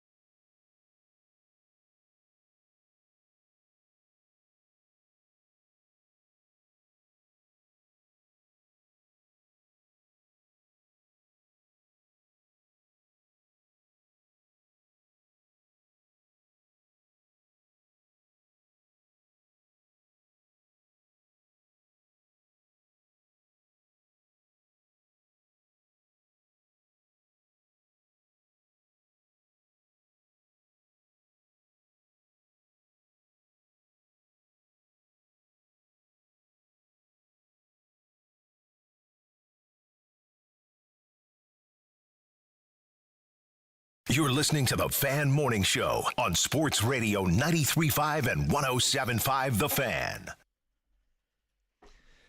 We were just talking a few minutes ago about who's your Game 1 MVP. 3 different answers, and as you said, Kevin Bone, that's a good problem to have right there when nobody can agree on who the best player was even in Game 1. That's cool. Great problem to have. Goes back to if we were making like an all-series team round 1. I would think Neesmith and Turner might be my first 2 votes. And when those aren't your best players, and you still even can point to Halliburton and Siakam as well. It is a great thing. It sums up what the Pacers are all about, and I think if the whole NBA wasn't watching, they certainly saw that last night in Game 1. 121-112. The Pacers lead 1-0. What did you guys think about that? We open up the phone lines at 239-1070 this morning here at 93.5 and 107.5 The Fan. We will start it off. George, thoughts on Game 1 last night, my friend? Good morning and welcome to the show. Hey, so Game 1 was awesome last night. Sunday, which was yesterday. I've got a 3-year-old, so it's a Monday. We get it. You got it. No, but no, just a thought. So Penny Hardaway, I've never heard that comparison for Tyrese Halliburton, and because he kind of made, kind of stirred the drink, if you will, of those Magic teams back in the day, and I feel like Halliburton kind of does the same thing. Thoughts? So that's interesting. I'd not heard that, but from a production standpoint so far, Tyrese did a little bit of everything yesterday, and he's been doing a little bit of everything. Yeah, I think Penny, not nearly the pure quarterback. I know Penny definitely, and in those Magic years, certainly pre-injury, he had a little bit of that, but I think Tyrese was more of a pure point guard, or I think Penny probably – he definitely did distribute with those Magic teams, but a little bit more of a score first. I think that's probably how I would view Halliburton. I also think that JB, just the level of play in the last 5 minutes to doing a little bit of everything, Tyrese Halliburton is like accepting the mantle of, hey, I'm the guy, let's go. Yeah, he certainly has accepted it. He's been like that since he got here to Indiana. But going back to the question, no, he does not play like Penny Hardaway at all to me. Mainly because when's the last time Tyrese Halliburton went down the lane and dunked on somebody? You can't think of it. That's what Penny did, like regularly. Like I know I'm young, but like I've seen the highlights. I've seen get full games. Their style of play is effective, and that's probably as far as I would go with like the different or the similarities. They're just two uniquely different players to me. I like watching them both. Let's go next to Dave at 239-1070. Good morning and welcome to the Fan Morning Show. Dave, what do you think about Game 1? Well, I thought it was a great game. They got punched in their mouth in the third quarter and came back. I thought that was really a strong showing. And, I was listening to your guys' show, which I love. It gets me up in the morning. But a couple of shows ago, I think you guys were talking about, boy, I wish we had that one big dog rebounder. I wish we had that one guy with that big dog mentality, Dale Davis. He can go back. But I thought the whole team kind of showed a dog mentality. And kudos to the front office for locking up Nembhard. Because if he wasn't locked up right now, every team in the league would be salivating for that guy. So, hey, guys, thanks for having me on. Let's get 3 more and go into the Celtics, and thanks so much. You bet. Dogs, you always looking for dogs, JB. You got a bunch of them yesterday. Yeah, and just to be clear, it's D-A-W-G, dog. And, yeah, I agree fully there. I feel like this team has grown up before our eyes, and they've shown that they're not going to be punked, Kevin. And I feel like a lot of the times when you are the young and upcoming team, teams will sort of test you to see if you're going to break under the pressure or if you're going to fold or mentally wilt. Nah, the Pacers ain't running from anybody. It's funny when Dave mentions Nembhard and locking him up. You could take out Nembhard's name and put in Neesmith and locking him up, and I would agree wholeheartedly with it as well. Like both of those contracts, I know the Nembhard contract was a bit more recent, and he had the big playoff flurry last year. And I think some, people were saying, the Spurs need a point guard. They're going to bring Andrew Nembhard here, and he's going to be, the point guard with Wemby. And obviously that played out in a much, much different way. But both of those guys, Nembhard and Neesmith, as much as we talk about the Halliburton trade, as much as we talk about the Siakam trade, as much as we talk about drafting, Mathurin in the top 10, keeping Turner around, just the little, and I say the little moves, the Nembhard draft pick in the Mathurin draft, the Neesmith trade in the same offseason where you did a whole lot of other stuff. Unbelievable. Unbelievable, both of those. And then getting them onto the contracts that you've gotten them on to where now you're really just robbing the rest of the NBA with the return on investment that you're getting. I like the robbing. Matt, you're next up on the Fan Morning Show, 93.5, 107.5 The Fan. Your thoughts on Game 1, my man? Like the robbing. Yeah, so I... Uh-oh. Sounds like the Cavs shooting last night. Oh, my goodness. Matt just couldn't get that thing What was going. his point, Mark? He wanted to compare the way that last season's team played versus this year under these kind of similar circumstances and how they've grown exponentially. You're nodding your head over there, James. I think it is a good point. It's making me think. That's why I'm pausing. Hopefully James can go. Yeah. I was thinking, too. I think that, one, they're healthier than they were in the playoffs last year because you didn't get the chance to see them kind of try to close it out with their best player a couple of times with the Celtics because Tyrese was out. But as I spoke about earlier on the show, I think I just expect them to sort of figure it out in these close games. And not saying you're going to win every game, but they'll certainly give themselves a chance to if it's close. And I don't know if I would have said that last year because they're just so new to everything. And Ty has said it himself. Tyrese has said, hey, we were just kind of happy to be here. It's kind of break through. And in this year, it's like, okay, we know what we're capable of. And they got an incredible trial run before the regular season ended because it felt like every game down the stretch was some crazy finish. And we were all sitting up here like there's no way they can do this in the playoffs. But they have. And so I think that is a testament to sort of the growth that we've seen and also just the mental fortitude. Yeah, I would probably add this, maybe less like volatility so far through the playoffs with this year's bunch versus last year's bunch. That's a good point. You know, if you remember that Bucks series, there were these high highs and these low lows. I mean, you ran off the floor in game 1, then you kind of ran them off the floor in game 2. Game 3 was a great back and forth. Tyrese hits a shot in overtime. You know, even game 5 and game 6 were big blowouts. And remember, that Knicks series, I mean, you are a Nemhard missed 3 from Kokomo away from going down 3-0. And then you won that series. So, like, I would probably say this team has not had as much volatility. Now, you could probably make the argument that this year's round 1 opponent maybe has been the easiest opponent you've faced so far. Like, we're just one game into the Cavs series. So I think it's premature to go anywhere with Cleveland. But I don't know. Maybe you compare last year's Bucks team to this year's Bucks team. I tend to think. I don't know. I know Giannis was great, but gosh, all those other Bucks players were just so bad in this series. But I would say the biggest difference between how they play, James pointed out, obviously they're healthier with Matherin. And you know, even, you know, Halliburton, I feel like we were still getting into some debates about where he was at health-wise last year in the playoffs. And the conversation around him during last year's playoffs was not as positive as it is now. No, when I say volatility, I mean volatility with him too. Yeah. You know, there were games where I was like, wait, did Tyrese play? Or like, how assertive has he been?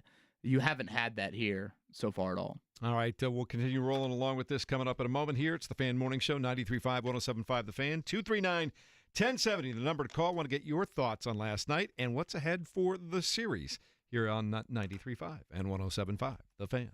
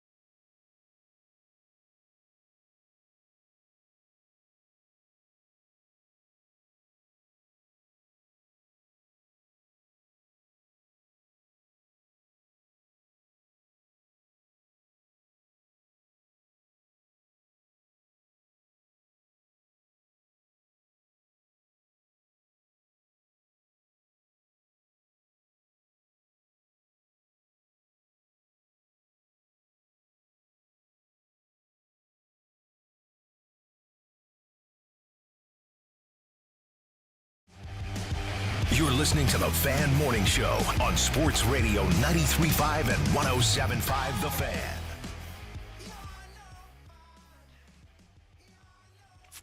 The NBA plays here in May. That's what we've got the last couple of years, and the Indiana Pacers have taken a 1-game-to-none advantage over the Cleveland Cavaliers in Game 1 of their Eastern Conference Series last night. Game 2 comes your way tomorrow night right here on The Fan. Airtime 6:30, and Mark and Eddie will have the play-by-play for you at 7 o'clock. And I continue to love listening to the radio for a lot of these broadcasts because Mark Boyle is just so smooth, and Eddie has gotten so good at breaking things down. I really enjoy that local flair, even when it's all national TV broadcast now. You know what? I'm not a big fan of Eddie. I'll be honest about that. You know, I'm not really feeling him too much these days. I like it. I couldn't even keep a straight face throughout that entire thing. But yes, I enjoy seeing how everyone kind of breaks things down as well. And speaking of broadcasts, I had a chance to meet our guy, John Nolan, who will be calling the Fever games for us as well. So I had a chance to chop it up with him before his first game over the weekend. Yeah, so I had a chance to talk to him at Gainbridge Fieldhouse, to introduce myself and told him, hey, welcome to the Fan, and, you know, keep up the great work, obviously, that it got you here, and we'll take you further with us. So excited for all those things, and being a nerd for journalism and broadcasting, I'm always curious to hear how guys call things, decipher things, stuff like that. Yeah. And that too. Eddie Gill, by the way, he's got my vote to slide next to Kristen Area at some point. I love Eddie hopefully Gill. very Yeah. soon. That was the Eddie I was talking about, Eddie Gill, by the way. I don't know. Oh, I'm so sorry. Yeah, I So you were wanted taking a to shot make at Eddie sure. White? Yeah, yeah. Oh, Jesus, yeah, I deserve that. You should give me like a bomb or something like that as well. That was rough. Didn't think James was following the whole Eddie train there, but yes, Eddie Gill I think is outstanding. Eddie is awesome. And like Eddie I said, Garrison, we got beef. I'm sorry. I think So it's Eddie Garrison you're going after. Yeah, I All was right. just joking. No, Eddie Gill is awesome. I'm sorry about that. Because Eddie does produce here in the studio. The Yeah, that's why I was so confused. Indiana Pacers games. We got Eddies all over the place. We do, Eddie we White do. on the post game, Eddie Gill during it. We invited you to be a part of the show a moment ago at 239-1070. People taking advantage of that. We had a rough connection with Matt, but he is back on the phone now here to shed us, to help us shed some light on what happened last night. Go ahead, Matt. Yeah, I'll just make a couple comments and then hang up and listen. So I would describe this Pacers team as battle-tested. There's just been several instances so far where I believe last year's team probably would have folded, if you will. But I think the deep run that they made last year going to the Eastern Conference Finals, it just gave them so much more confidence, experience. One specific instance I'll talk about real quickly, I believe it was the third, might have been the beginning of the fourth quarter. Thomas Bryant made a rebound, and then he made a careless pass off that rebound to McConnell. It resulted in a turnover and a made three from Mobley. And I immediately thought to myself, oh, man, here we go. But this Pacers team just doesn't seem to get rattled in those moments anymore. They play with a calm maturity. It just feels like they're always in control, especially when things are tight. I feel like, you know, we would have blown them last year. So that's a real good thing to see. You know, there's a long way to go still. But the growth and the experience they've gained, I think, is going to pay dividends for this team this year. Appreciate the thoughts. And to your point in the last hour, Pacers just keep punching back. They just, no matter what the other team's throwing at them right now, they just keep punching back. Yeah, and for a while there, I thought in the regular season towards the end, they kind of lived in chaos, and you're like, this is some fluky ways to win. But I think throughout the playoffs so far, outside of like the Game 5 win against the Bucks, they've really, you know, closed these games very well without needing like a lot of miracles. It's just them playing sound basketball, moving the ball, being sound defensively and things like that. So we'll see if that can carry over to tomorrow night's game, where the pressure is certainly on Cleveland to get it done, because you do not obviously want to go back to somebody else's city down 0-2. Yeah, when we talked about this series last week, I said to you guys, not only was I surprised by Game 1's line, I was surprised overall just how Vegas had kind of committed to Cavs in 5 or 6.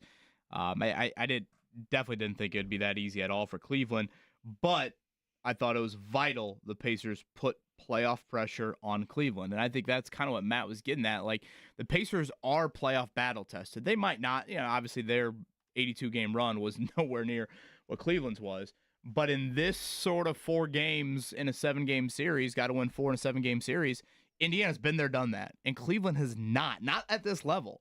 And then when you throw in the Garland thing, and it's just one more, and that's a major wrinkle on this series. I do think the Pacers have a very, very legit shot, even though they had such a historic shooting night last night and such a big discrepancy. So I think playoff pressure is real. I think going through those moments, we talked about it last segment, the volatility of last year's playoff series is plural for the Pacers, I think helps them now this time. This Cleveland core hasn't really won anything in a playoff setting. The Pacers have, and they've been there. And last night, as crazy as that game was and as high level as it was Pacers were down with 6 minutes to go. I mean, the Pacers had to make the plays down the stretch, and they made literally all of them. Love it. Let's get greedy and let's go for two, and let's check in with Phil next on 93.5, 107.5 The Fan. Phil, your thoughts on Game 1 into Game 2? Hey, everybody. Just real excited about last night. I wanted to point out, big talking point last week was the size of Cleveland in the post, and we were concerned about rebounding. I thought Miles did a really good job getting boards, and he played big. And we also had some other guys come up with a lot of big rebounds. They played big as well, especially Nesmith. And I know that was a big concern, and I feel like we're starting to make them play to us as opposed to the other way around. So I was just really proud of the Pacers and excited for the rest of the series. That's it. Thank you for the call. That was Phil, right? Yes. Yeah. Thank you, Phil, for the call. I probably agree with that last point, but the first point, I don't want to give too much there on the rebounding just yet, or like controlling the paint. The Cavs did have 70 points in the paint. The Cavs also had nearly double the offensive rebounds Indiana did, and think about, when you look at it from a pure rebounding standpoint, I think the teams are even at the end of the game. I know Cleveland obviously missed a few more shots than Indiana from the perimeter, but I think that, okay, where can Rick Carlisle point to Game 2? Because, yes, the three-point line is probably going to have a regression. Like, it'd be foolish to think that it's not. That points in the paint number has got to be better. And so 70, and really, I know Mitchell had some strong takes, but it just seemed like he could get whatever he wanted at the rim. That is obviously a huge area for the Pacers to get better at. And Mobley and Allen were, I forget what it was, like 15 of 18. So it was something very good, 15 of 19, something like very efficient as well. So those will be some big things, I think, to watch for Game 2. All right, we'll squeeze Matthew in here before the top of the hour. He's next up at 239-1070. Matthew, your turn. Go ahead. Good morning, gentlemen. Long-time caller, first-time listener, all that good stuff. Lots of hustle. If you go back and look at the beginning of the season, you watch the Pacers stand around and watch the basketball this last month. It's been anything but that. They've been all over it, and it's been a lot of fun to watch. No question about that. We were talking about a little earlier, the fact that the ball just doesn't stop moving right now, JB. Yeah, I think Matthew made a great point right there, and a lot of that probably had to do with who you had out there. I know that Nesmith missed a lot of time. Nembhard missed a lot of time, and those two are usually your energy guys, the guys who set the tone for you, the guys who dive on the floor for you, all of those things. And so, as I've always said, when it comes to compete level, I think Aaron Nesmith, no one competes harder probably in the NBA than that dude. I know there's other guys who compete just as hard, but no one competes harder because every time you look up, he's diving for a loose ball, he's blocking a shot, knocking down a three, he's, sacrificing his body, whatever the case may be, to give himself and his team a chance to win by any means necessary. I thought two plays would just sum up Nesmith so much. If you look at it last night, what was he? Did he make every three that he shot? It seemed like he did. He had a great night shooting from three. So, you could point to that aspect of his game.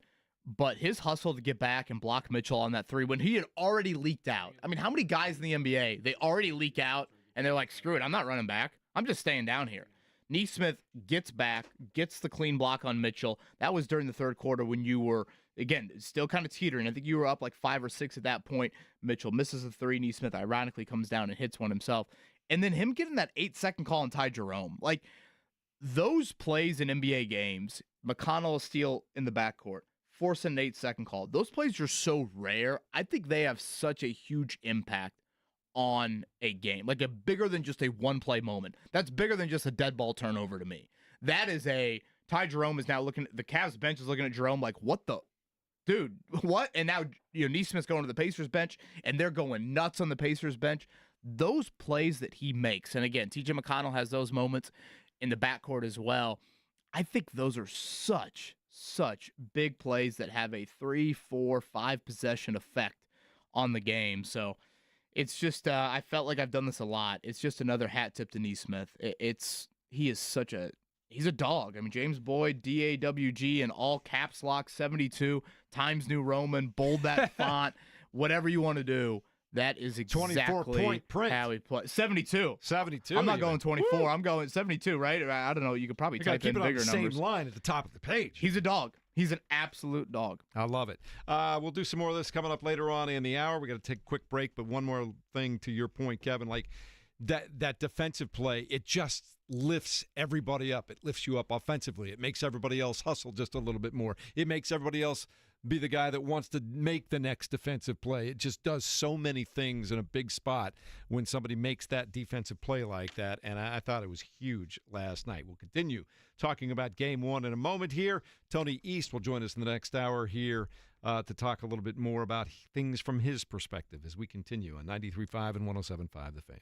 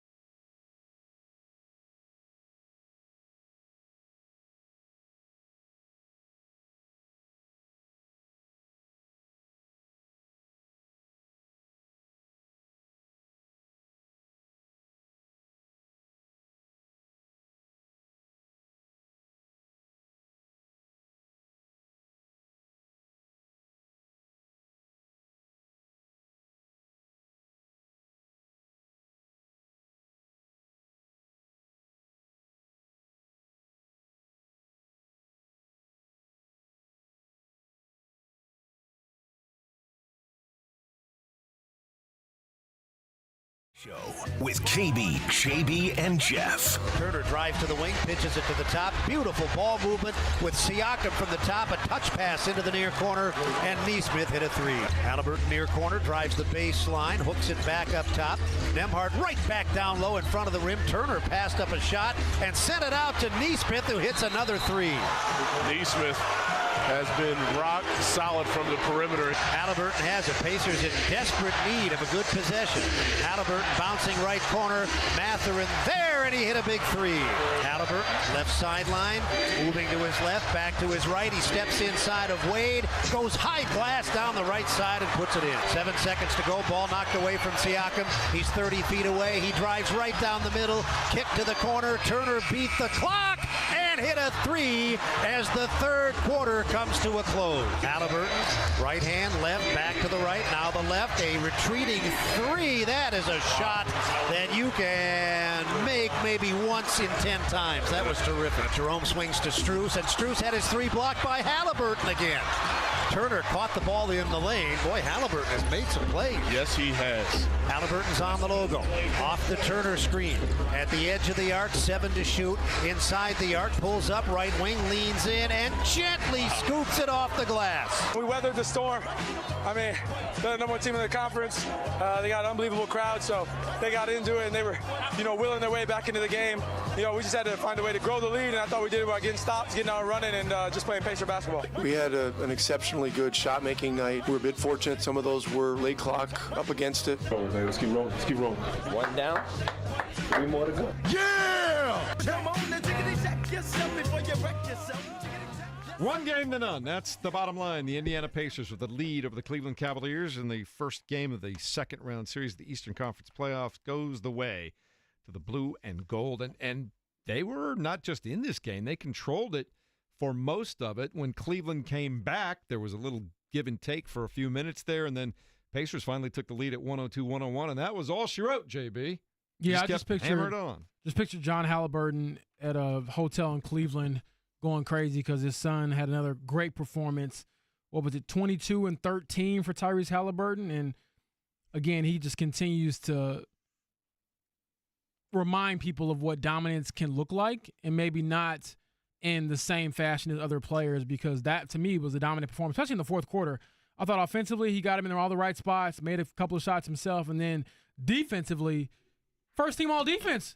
Tyrese Halliburton, welcome to the show. I thought that was fantastic defense that he played. Seriously. Mark, do you have the individual Mark Boyle clip right there about Tyrese on the defensive end? I felt like his tone was all of us watching Tyrese play defense. Yeah. That's, I think, what makes Mark Boyle as good as he is. I thought that opening montage, which, again, Mark does after all these games, I thought it encompassed some of my biggest takeaways.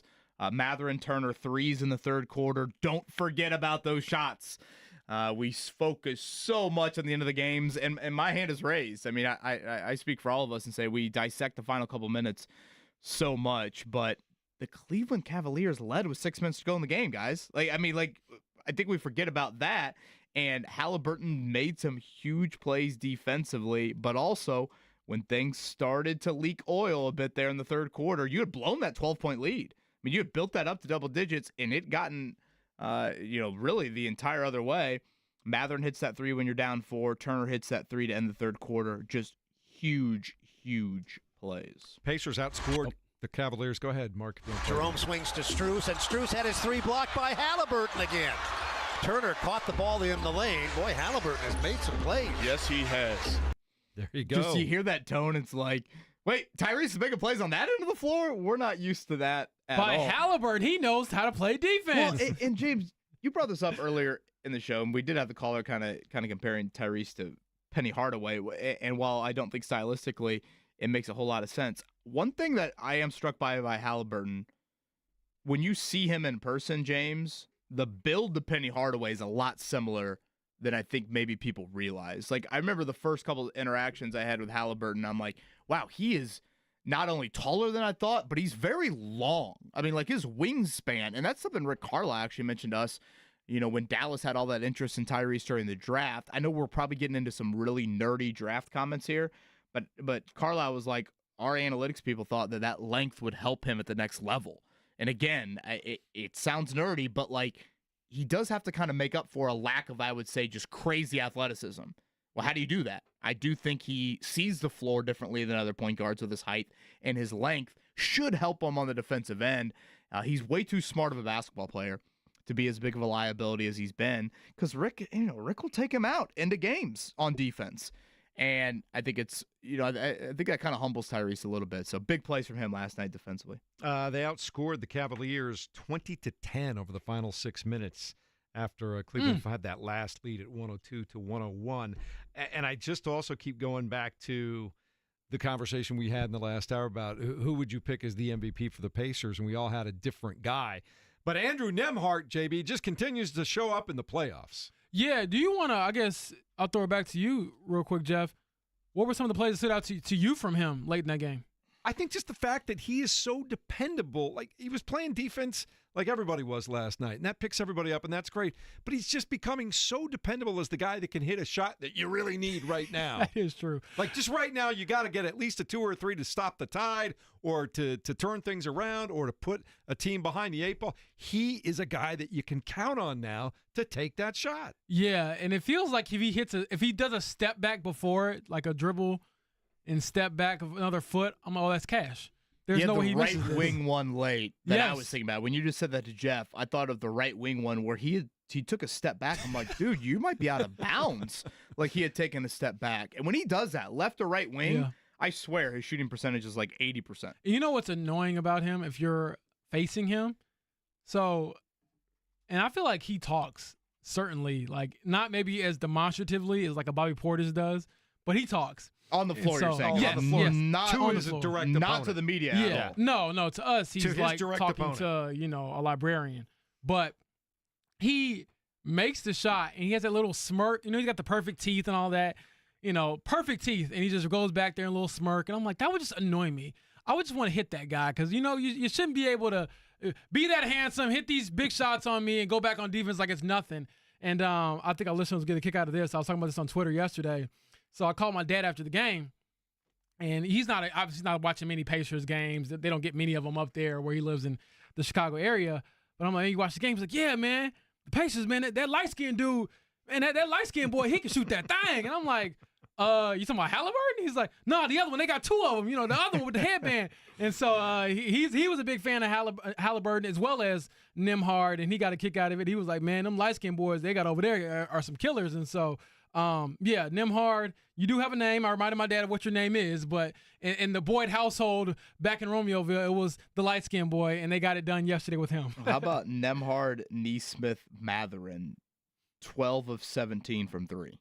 You have to win that game, right, Kevin? I mean, when you gotta get win that game. that night, and just to reiterate to everybody out there how big of a discrepancy 3-point-wise yesterday was for those two teams, the Pacers had their second best 3-point shooting game of the the 4th best 3-point shooting game of the entire season. So you add up all the regular season games, literally the 4th best out of 88 games. And Cleveland had their second worst shooting night of the entire year. So 87 out of 88 for them. So, that is the huge storyline. I think exiting game 1, how much of that do you should we just stop talking for 3 hours and just say, hey, the 3-point line was the difference? Or is there some other stuff around that? I do think the Pacers can get significantly better in keeping Donovan Mitchell out of the paint and trying to limit the 70 points. I get there's a little bit of, hey, you'll live with points in the paint because those are 2s. The points behind the arc, those are obviously 3s. So I do think for Rick Carlisle and the staff, that will be a big thing to watch outside of the Darius Garland health leading into tomorrow night. Reminder, tomorrow night, that is also 7 o'clock on TNT. So you go 7 o'clock here tomorrow. I should say also, I guess it was 6 o'clock yesterday. 7 o'clock tomorrow, and then 7:30 on Friday. And for the moms out there, Mother's Day, 8 p.m. coming up Sunday night. Get it all out of the way before that starts. It'll be Or maybe you easy can to go. celebrate with mom. Well, there you go. You said something that sparked another thought in me. You talked about Nembhard's step back 3. The 3 that gave the Pacers the lead for good with just over 6 minutes to go came from Tyrese Halliburton. Talk about a masterful job of creating space for himself up at the top of the 3-point circle. That was a thing of beauty. James. Yeah, they kept switching Jared Allen onto him, and I was thinking, okay, any top guard in the NBA sees that guy on him. And I get it. Jared Allen's a very good defender, but you can't guard me on the perimeter, and that's certainly what he showed. And I even thought that he got downhill a couple of times there too to score some buckets late. And the shooting prowess that we saw kind of reminded me, Kevin, of like, it wasn't necessarily to this degree, but it did remind me of Game 7 last year in New York, where you just can't miss. I had those vibes, especially how you punched them early. Yeah. It was like a magnet on the ball, because I'm like, man, I get it. Like, these guys are all shooters. But even Mathurin, like, he came in, and the first shot he took, I was like, oh, my goodness. He had a very rocky first couple minutes. Yeah, I was on the like, floor. brother, you can't be coming off the bench and take a contested three as your first shot. But even he hit a couple of threes where I'm like, I know he's a good shooter, but I wouldn't necessarily bank on him making those shots every night. So, and again, the biggest anomaly is not Aaron Eastwood, actually. It's Andrew Nembhard. The guy does not shoot that well from three in the regular season. He just under doesn't. 30% in the regular season. That's not good. I mean, league average is probably about 36%. I'd argue that might be the worst for any shooting guard in the entire league. Probably. Yes. And he gets to the playoffs, and not only does he shoot better, he takes another foot back and shoots even better from that distance. So the playoff riser things that we've talked about, maybe a little bit of it is, overstated, but I do think that he's taking advantage of the opportunities he gets, and the Pacers' style of play allows him to have that opportunity to go out there and succeed. And I just enjoy watching how they kind of play, because the Pacers do play unlike any team we've kind of seen since like the Spurs days. Shout out to Greg Popovich on his retirement. But I've watched so many teams that are like heliocentric. I look back to watching the first round with the Lakers. Like, that gets boring to me very fast when you start like, Luka, okay, go one-on-one, break down, and it's a shot for you, or you kick it to somebody else for a three. The ball is moving with the Pacers, and every guy's touching it, and it helps, obviously, when you have five guys out there that can shoot, pass, and dribble. Yeah, Halliburton and Nembhard combined 19 assists, 1 turnover. I was just looking this up. Nembhard, for his career in the postseason, shoots 55% from the field. Well, what is he in the regular? I mean, the regular season for his career, he can't be much higher than 30-something. I mean, this year he was under 30% from three in the regular season. I know that. Let me look that up. For the regular season, looks like field goal percentage. That's game by game. I'll look it up here in a second. Here it is. It's 3-point percentage in the playoffs this season right now is 57%. In the regular season, it was 29%. Like, think about that, having a 28% improvement from three. And he's shooting 5 threes a game. Like, he's not taking like one or two. No. If anything, it would be like you would more likely to see the reverse of that. Guys kind of wilt in the postseason. So, yeah, it's a great point, James. It's a special trait he has. I know he's been asked about it a lot, and he doesn't give much of an answer, but the guy's a hell of a player. We still have one or two folks on the phone that want to get on here and tell us what they thought about Still game got one. loaded phone lines wherever you want to go. Let's go to Eric first here at 239-1070. He's been hanging on for quite a while, as have a few other folks. But Eric, make us happy that we waited for you. Well, good morning, guys. I have a hot take for you all. I say we are so confident in this series that we can just give Game 2 to the Cavaliers. Hear me out. Huh? We bench our starters. We don't need Game 2. The three settle down just a little bit. We're going to come back to regress to the mean. So I say we punt Game 2. Cavs take it. We don't need it. Mission accomplished. We got the home court advantage back. Play for Game 3 and 4, baby. Let's go. Let's just go at that point. Let's just go 4-zip at that point. I think the tequila for Cinco de Mayo a little I was alive gonna and well say, look, in Eric's household early here in the morning. That is Eric. I think overconfident, Eric. You're supposed to say respectfully, right, before you say something on the other side. With all due respect, is that right? Yes. Okay. With all due respect, Eric, that's the dumbest call in the history of the show. In the history of the show. The history of the show. Can I go one Mark, further can you and back say, that up? Well, yeah, I would say, don't you want to take their soul? Like, if you can take Game 2, you're going to suck the life out of the Cavaliers team if they head to Indianapolis Quentin down 0-2. Jackson and James Johnson getting 40 minutes Quentin Jackson tomorrow can't night. even play. He's literally ineligible for the Jackson playoffs. and James Johnson posing for pictures with Tyrese Halliburton after the game, and that's where we're at. Here's right my now. hot take. We do all the respectfully, with all due respect. No, with all disrespect. No, don't ever suggest that again, Eric. But thanks for listening to the show. Continue to listen, please. Yes, we appreciate that. And I think you were saying it tongue-in-cheek as well. It certainly will be a huge game. And I do think that to maybe give you a little bit of a realistic, side of this, if you get, blitzed in game 2, don't necessarily chase game 2 super late if you can get some legs underneath your guys and get ready for game 3 on Friday, but certainly don't want to punt that game away at all. You just show up and you win. That's what you try to do every time you play. I thought he was going to say, here's my hot take, they sweep them, not we sit this game. What? No. Yeah, I did not see him going there at all. Load management in the playoffs? Oh, my goodness. My generation is soft. Let's try Larry. Larry, any hot takes on that level for us this morning? Larry couldn't be more excited to follow up that one. Yeah, I just want to say that it was super fun yesterday seeing the Fever and the Pacers back to back, and just watch Clark and Halliburton, how they lift everybody around them. They make them play better, and they look like they're having so much fun while doing it. And then I think the Pacers have more in the tank. I think they could push this ball a lot faster pace. And I think if they do, Cleveland is in trouble.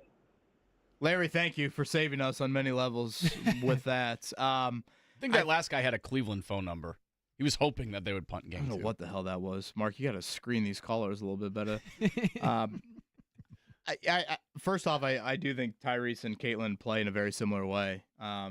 I think they're exceptionally gifted point guards that do more than just get others involved. I don't know. Maybe at times we don't give Tyrese the credit as a scorer, and at times we probably don't give Caitlin the credit that she deserves as a passer. Both of them are extremely gifted.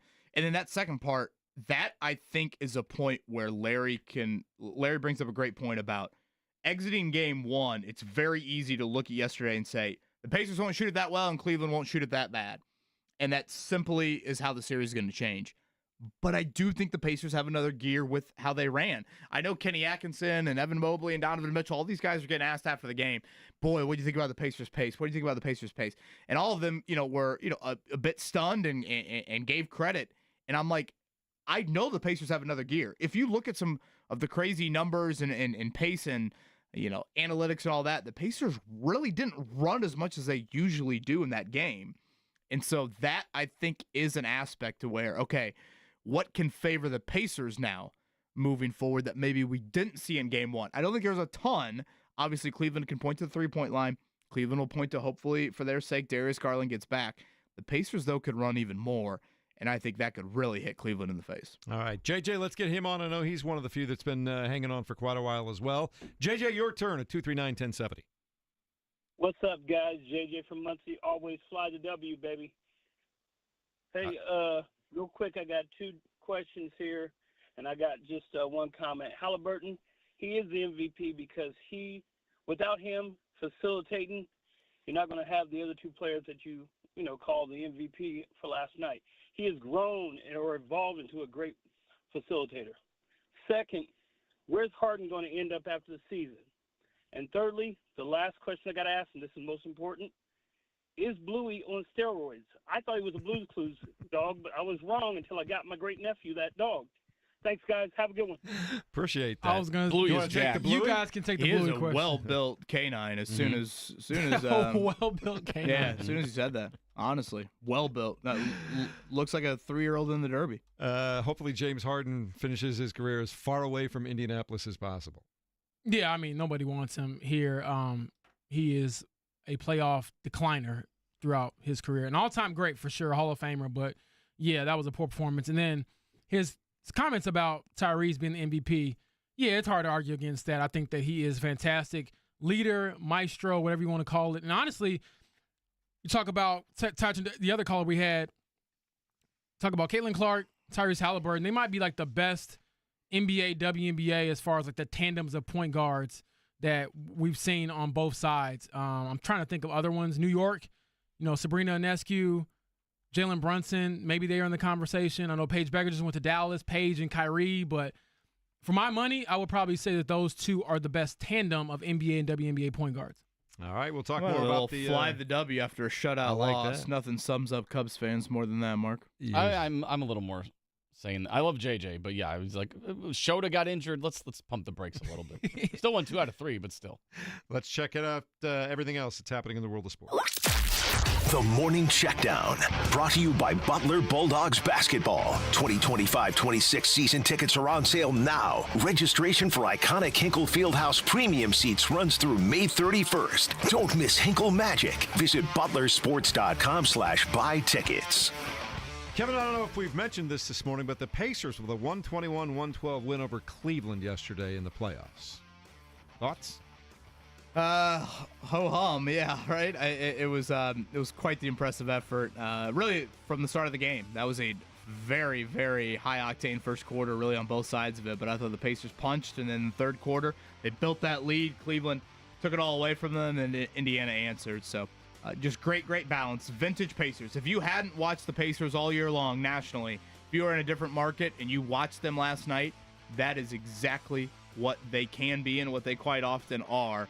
So I thought it was a pretty indicative effort of who the Pacers can be. James, everybody contributing. Andrew Nembhard, 23. Tyrese Halliburton, 22 points, 13 assists. Pascal Siakam, Aaron Nesmith had 17 points apiece. Coming at you from every direction yesterday. Yeah, and they'll need more of that in Game 2 because I expect the Cavs to certainly have a better response than they did in Game 1 to how the Pacers play and their style of play, which it looked like the Cavs just couldn't keep up with the pace or the ball movement. Game 2 tomorrow night in Cleveland. You can hear it beginning at 6:30 with our pregame coverage here on The Fan. 7 o'clock tip with Mark and Eddie Gill. Also last night, Golden State wins Game 7 in the Western Conference of their first-round series with Houston 103-89. Buddy Hield had 33 points. Buddy Buckets, he got it done. Had a huge first half for them as well. Let's be honest, Steph Curry was doing absolutely nothing in the first half, and then when he got going late, Steph Curry that is, it's death time for your team. Also yesterday, Fever in a preseason game beat the Brazilian national team in Iowa City. 108-44 the final. Kelsey Mitchell had 17. Caitlin Clark had 16 points in 19 minutes. Later on tonight in the NBA, Celtics open their second-round series with the Knicks in Boston. The Nuggets will play on the road in Game 1 of their series with the Oklahoma City Thunder. Alex Palou wins again, this time Barber Motorsports Park by 16 seconds over Christian Lundgaard. Death, taxes, and Alex Palou right now. Look up dominant in the dictionary. It is Alex Palou to start the 2025 season. So we now shift gears here to Indy, and we'll see if Alex Palou can continue that. Road course up first. Practice quals Friday. 4:30 green flag. Weather looks very, very nice here later this week in Indy. No flying the W for the Cubs yesterday or this morning, Mark. They were shut out by the Brewers 4-0. The Reds drop one to the Washington Nationals. 4-1 was the final score there. Indians lose their final game on their road trip with the Omaha Storm Chasers 8-1. They'll be at home the next couple of weeks here. They start tomorrow night over at Victory Field. Anything else you guys want to throw in before we move on to Tony East in a moment here? I'm excited to talk to Tony East. That's my guy. He obviously was boots on the ground, so we'll hear a lot from him. And also, no, Matherin did not foul DeAndre Hunter. I don't care what people say. They reviewed it. It was contact, but don't care. Clean block. Pray for all the clothes in the infield of the Kentucky Derby. Watching that weather on Saturday and seeing the mud, I can only imagine those soulless bodies getting out of the infield on Saturday. Half the folks in the infield won't know soulless what happened bodies and what they look like. Yeah. Just literally empty liquor bottles everywhere. Jeez. You imagine what their clothes look like? The infield of the Derby is not a ton different than it is not for the weak-minded, folks. It is not for the weak-minded. All right, coming up in a moment, Tony East. He does Locked On Pacers, covers them for a number of different entities. We'll talk to him next on 93.5 and 107.5 The Fan.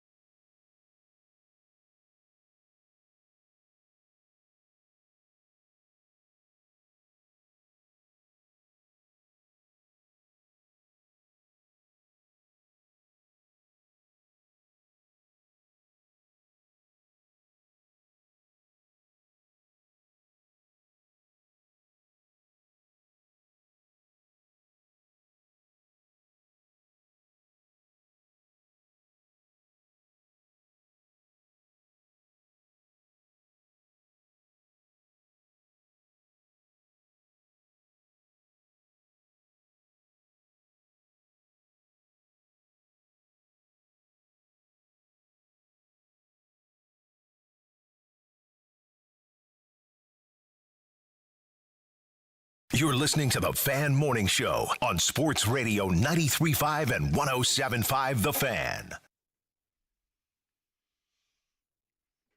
Good morning. It's another Victory Monday for the Indiana Pacers as they go up 1-0 over the Cleveland Cavaliers in the Eastern Conference second round series. Here to tell us a little bit more on the Payless Liquors hotline, our good friend Tony East from Locked On Pacers, spending some time with us this morning. That's how you do it right there, Tony East. No problem, right?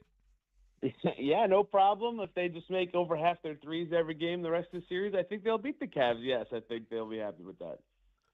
Tony, I'll go here first. I thought it was funny and also fitting that Ty referred to himself as the team mom, and he felt like he did a good job of being a mother, I guess, to the team yesterday with all of his assists and getting everybody involved. So how did you think he sort of made his way through that game, and then on top of that, closed it when he needed to? Yeah, it's funny to see him say he likes being the team mom, and then the guy immediately asks him, well, how do you think you did being a mom today? And he just couldn't keep it in. He starts laughing right there in front of all of us. Yeah, I mean, he always sets the tone in that kind of way. You know, the way the team is always described that they want to lead the league in passes is because of him, right? And the way the Cavs play defense is going to require them to play that way. They switch a lot. They put you in positions where you're either tempted to isolate that isn't really a good matchup, or, you know, you're not really looking at a good shot. So you got to keep the ball moving. You got to keep trying to attack and do what they do when they get in the paint and keep it moving. They look great. And, you know, there's a lot of those chances for a Cavs team that they overload the strong side a little bit, make it tough for you to find that space. There's going to be a lot of chances for skip passes in a game like that. There's going to be a lot of chances for short roll success in a game like that. And right away, Tyrese Haliburton realized that and figured it out. Like in the first round, in Game 3, the only Pacers lost in the playoffs so far, I thought the Bucks switching defense gave the Pacers fits, right? They get moving side to side. They weren't playing their brand of offense at all. They couldn't score. The Bucks would easily score. They were playing against that set defense every time. In this game against the Cavs team that usually they're benefiting from that kind of game flow that I just described, it was the Pacers who instantly figured out what they were facing coverage-wise, and Haliburton got the ball moving and showed everybody what it's going to take to find those passes and find those shots, and they really kind of never stopped doing that. They obviously had moments where it was too staccato or they weren't scoring enough against the Cavs, but I thought they did a really good job of identifying how they were going to need to attack, and that usually starts with Haliburton being as good as he can, and his passing was awesome last night. Tony, if you had to describe the Kevin Bowen burger with a Pacer player, how would you describe it? Who's the best Pacers player ever, whoever that is? Look at that. Oh, no. Okay, we got to draw the line to somewhere, Tony. Tony. Kissing up. Man, unbelievable. Wow. I was I've always loved Cluster Truck. It was such a shocking experience to see Kevin Bowen's face on my screen as I scrolled through the new offerings that they have. Yeah, you were like, I thought all you did was just get some extra hair on your head. I didn't know that you also had a burger here. But nonetheless, I do see your face in a shocking number of places that aren't in person. Thank you for the order, and 20% of all sales going to the IU Simon Cancer Center, which is the most important part of it all. Simple question: who was the best Pacer player yesterday? Oh my gosh, that's a great one. I mean, Haliburton is like, because he is their style when he plays well, it always feels like he's the answer. Andrew Demhard, if you defend Donovan Mitchell pretty well and make him uncomfortable, and look, I get that he's not going to shoot 1 of 11 from 3 every night, but he had hard shots, and he was still tempted to take 30 of them with the way the Pacers were defending, right, trying to coax the Cavs into some difficult rim attacks, close out hard on threes. Demhard did a great job of all that, and it helped that there was no Darius Garland, so he was the guy defending the best player. And he had 23 points that I would argue was probably the quietest 23 points in playoff history until the fourth quarter when he hit 2 just nasty in-your-face threes. When you hit tough shots and guard the other team's best player and lead a team in scoring, I find it hard to not pick you. And, I mean, it's just what he does at this point. Like, I know playoff risers are a thing, but it's almost like different than that, in that it's not that he's playing the same way and getting better. It's like he's a totally different player. He's just been so good every game. And last night he did it again. When you shut down someone that valuable and you score that much, it's hard for me not to pick Andrew Demhard. Tony East, Locked On Pacers, joining us here on the Payless Liquors hotline. What do you expect to see from the Cavaliers in terms of what they'll do differently to the Pacers or with the Pacers tomorrow night? Yeah, well, they'll just hope to make more threes is one of them. But you know, I think that they were, and I think they'll look at the film and be a little unhappy with how, you know, much they settled into what the Pacers' pace of the play was and how that kind of dictated the entire game. What I mean by that is it was so fast, and the Cavs don't not like playing fast, but they certainly played faster than they like to, and the game kind of started to tilt towards their speed and style as it progressed, I thought, and that's not good news for the Pacers if that holds over a whole game. But they did kind of fall into that trap I mentioned defensively a little bit earlier, where they took whatever many threes they get them up. They got up 38, I think, last night, and a lot of them were pretty contested. I thought the Pacers did a good job defending those, whereas they were kind of letting them get to the paint, and it was kind of like the Pacers defense from early last season, albeit a lot better. And they scored 70 points in the paint, which is great. It's like the fourth most the Pacers have given up in a game this year. But it was kind of by design, and the Pacers weren't making those like easy shots in the lane all the time. Obviously, some paint shots are going to be, makeable or easy. I think that they're going to look at that and go, okay, we just got to kick out a few more times or tip the scales on when we're passing out of the paint for our shots, because they had a decent shot profile.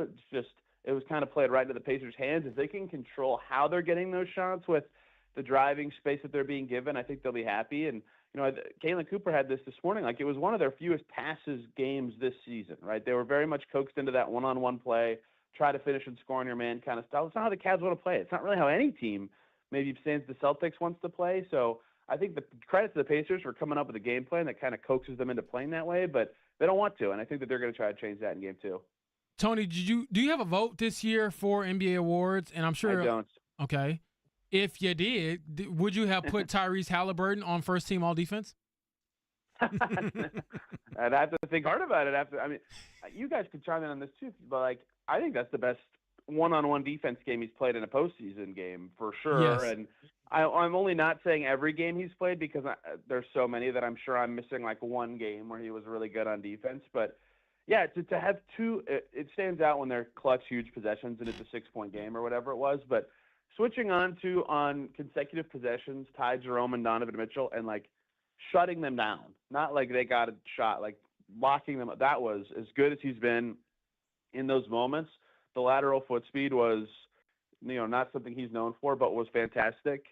And yeah, he walks away with, I think, 3 steals and a block. Maybe I have that backwards, but yeah, that was probably the best defensive game I've ever seen him play. And that's another part of the win, right? Especially with Garland out, if you could shut down or at least make it harder for Mitchell and Jerome, it's going to make the life way harder for the Cavs. And to have a non-Nesmith or Nembhard player do that is huge for the Pacers, who wanted to switch and do all that stuff I described earlier. Yeah, I felt weird to ask him about that after the game. Hey, you just defended the best you've ever done. I asked Andrew Nembhard about Tyrese Halliburton's defense. What inverse world is this? But it had to happen. He defended that well. Tony, so you got 2 podcasts for you. Locked On Pacers here on this Monday morning. Does outstanding work. He's up in Cleveland here, games 1 and 2. Tony, last one from me. I feel like the Pacers, quite often they shock their opponent. And I guess I'd ask, in what ways do you think they do that the most? Do you think it's with their pace? Do you think it's with their balance? Do you think it's with their ball movement? Yeah, I think pace is where I usually start with that. And, Donovan Mitchell, I thought, talked about that pretty well last night when he was doing his podium postgame with Evan Mobley. You can go into a team meeting and say, they're going to play fast. We got to be ready for that. Here's how it's going to look. And they've played against the Pacers this season and in the past, and you can watch film and you're like, okay, I get it. Here's how fast the Pacers play. But no one practices like that. You can't practice that fast. So when the game starts, even if you think you're mentally ready and you've seen it and you've talked with your teammates about how to handle it, all of a sudden it hits you and you're like, whoa, it's so fast, it's moving. I wasn't not ready, but just I can't keep up. And so really the first quarter last night was the only time I thought, wow, the Pacers' pace is just completely overwhelming the Cavs right now. And the rest of the game, it's sort of tipped towards Cleveland, but it's so hard. It's almost like shell shocking for teams at times to be like, whoa, okay, we got to do this. And the Heat play very slow, who the Cavs played in the first round. There was never that sort of reaction. And so Mitchell said that last night. He's like, yeah, we don't practice at the speed. Nobody does. And so now I think, of course, they'll be more prepared for it because they've seen it for a game. But that's always the part that teams have trouble dealing with. But the passes, too, the Pacers are the only team I've ever heard say they want to lead the league in passes. I bet Steve Kerr has said it with the Warriors before, and I've just never heard it. Have 330 in a playoff game or through whatever it ended up being. I mean, that's remarkable. They just keep moving. They want to play random, as they say, and you can scout it and plan for it. But it's hard to know what's coming because the Pacers don't really have a set for what's coming. They just have all these concepts that they've worked in and then can flow in and out of so well. And That's great. You know what they look like. You don't know which one's coming next. It's hard to be prepared for it. And, every team, they have yet to have a series in this era of Pacers basketball where they can't score. Like, that's their problem, right? So it's kind of both of those things in tandem, I think. But the pace last night was the answer, and Donovan Mitchell being like, yeah, that was something, really kind of showed it to me. Tony, always appreciate your thoughts. Thanks so much for joining us as always, and we'll talk to you again soon. You got it. Take care, guys. Tony East, Locked On Pacers, joining us here on the Payless Liquors Hotline. Coming up in a moment, our Goats of the Week and a Jiffy Lube stat from Scotty to be held. It's coming your way next on 93.5 and 107.5 The Fan.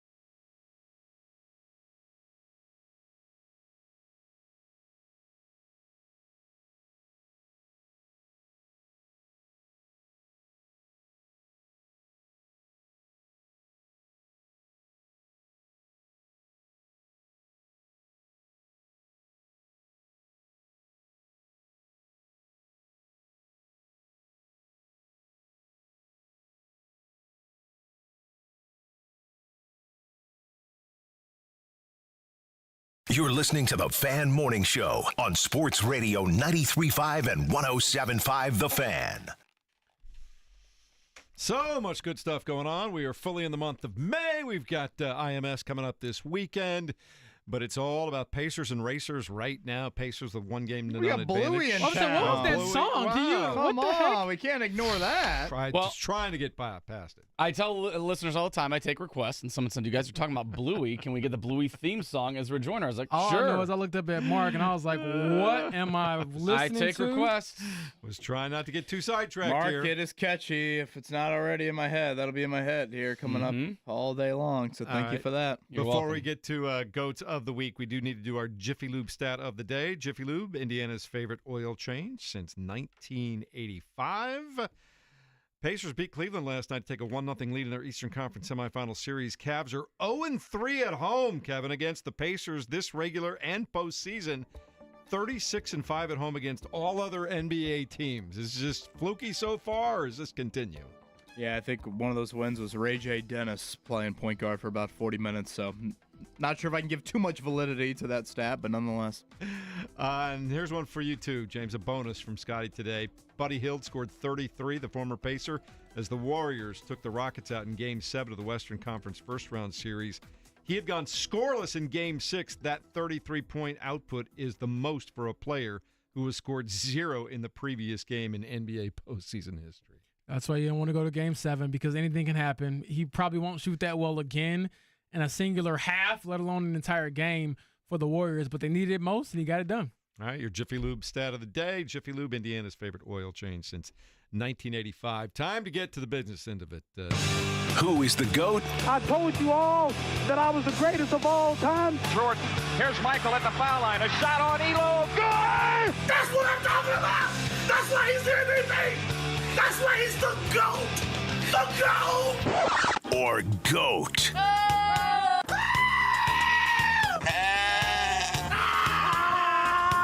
This guy sucks. Of the week.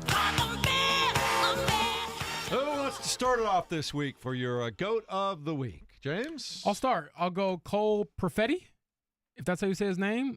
I mean, Winnipeg, he scores the goal to send it to overtime with about 2 seconds left. Absolute madness, and they win in double OT in Game 7. So that was a hell of a clutch performance from him. I will second that because that was mine as well. Just Game 7 all in general. Again, down 3-1, under 2 minutes left. They score a goal. They're still down 1.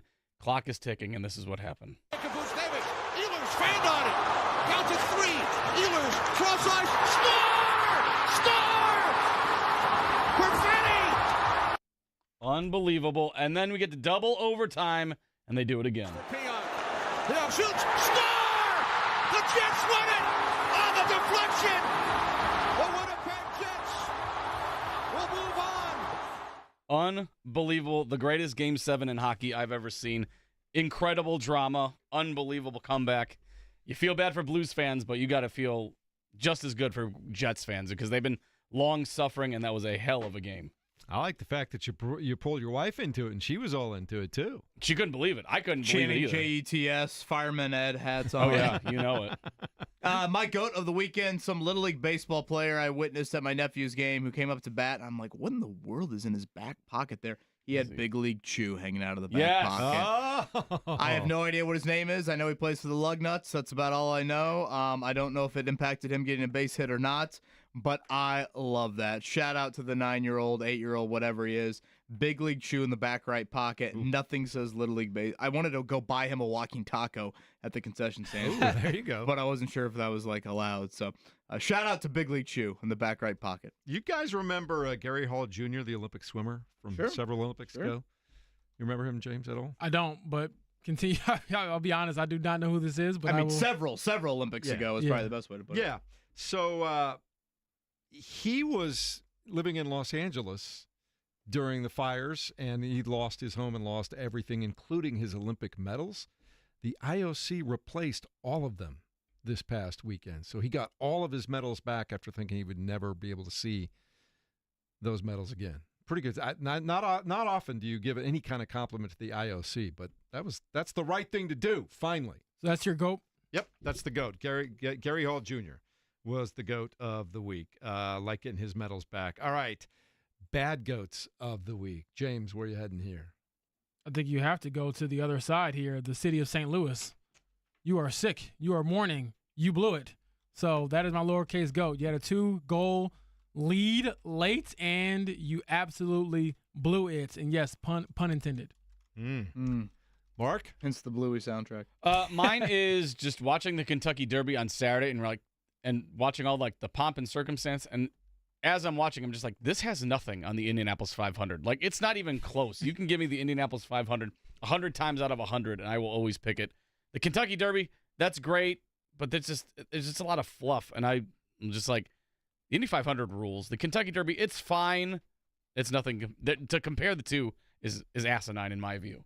Oh, there goes Mark. Speaking of the horse community engagement here coming up later this year. I hope Mike Tirico's okay. Saw he had to exit on air. That was you don't see that very often from a legend like Mike Tirico. So my negative goat of the week, whoever is advising Mike Woodson. Did you see he's the leading candidate to become Doug Christie's top assistant in Sacramento? Yeah. Mike, just play golf and enjoy the $8 million buyout. These college coaches that Mike Bray did the same thing with the Hawks. It's like, you really want to be traveling 100 nights out of the year? They love it. That's how they got there, I guess. Be a consultant and make a bunch of money for all I care. Play golf.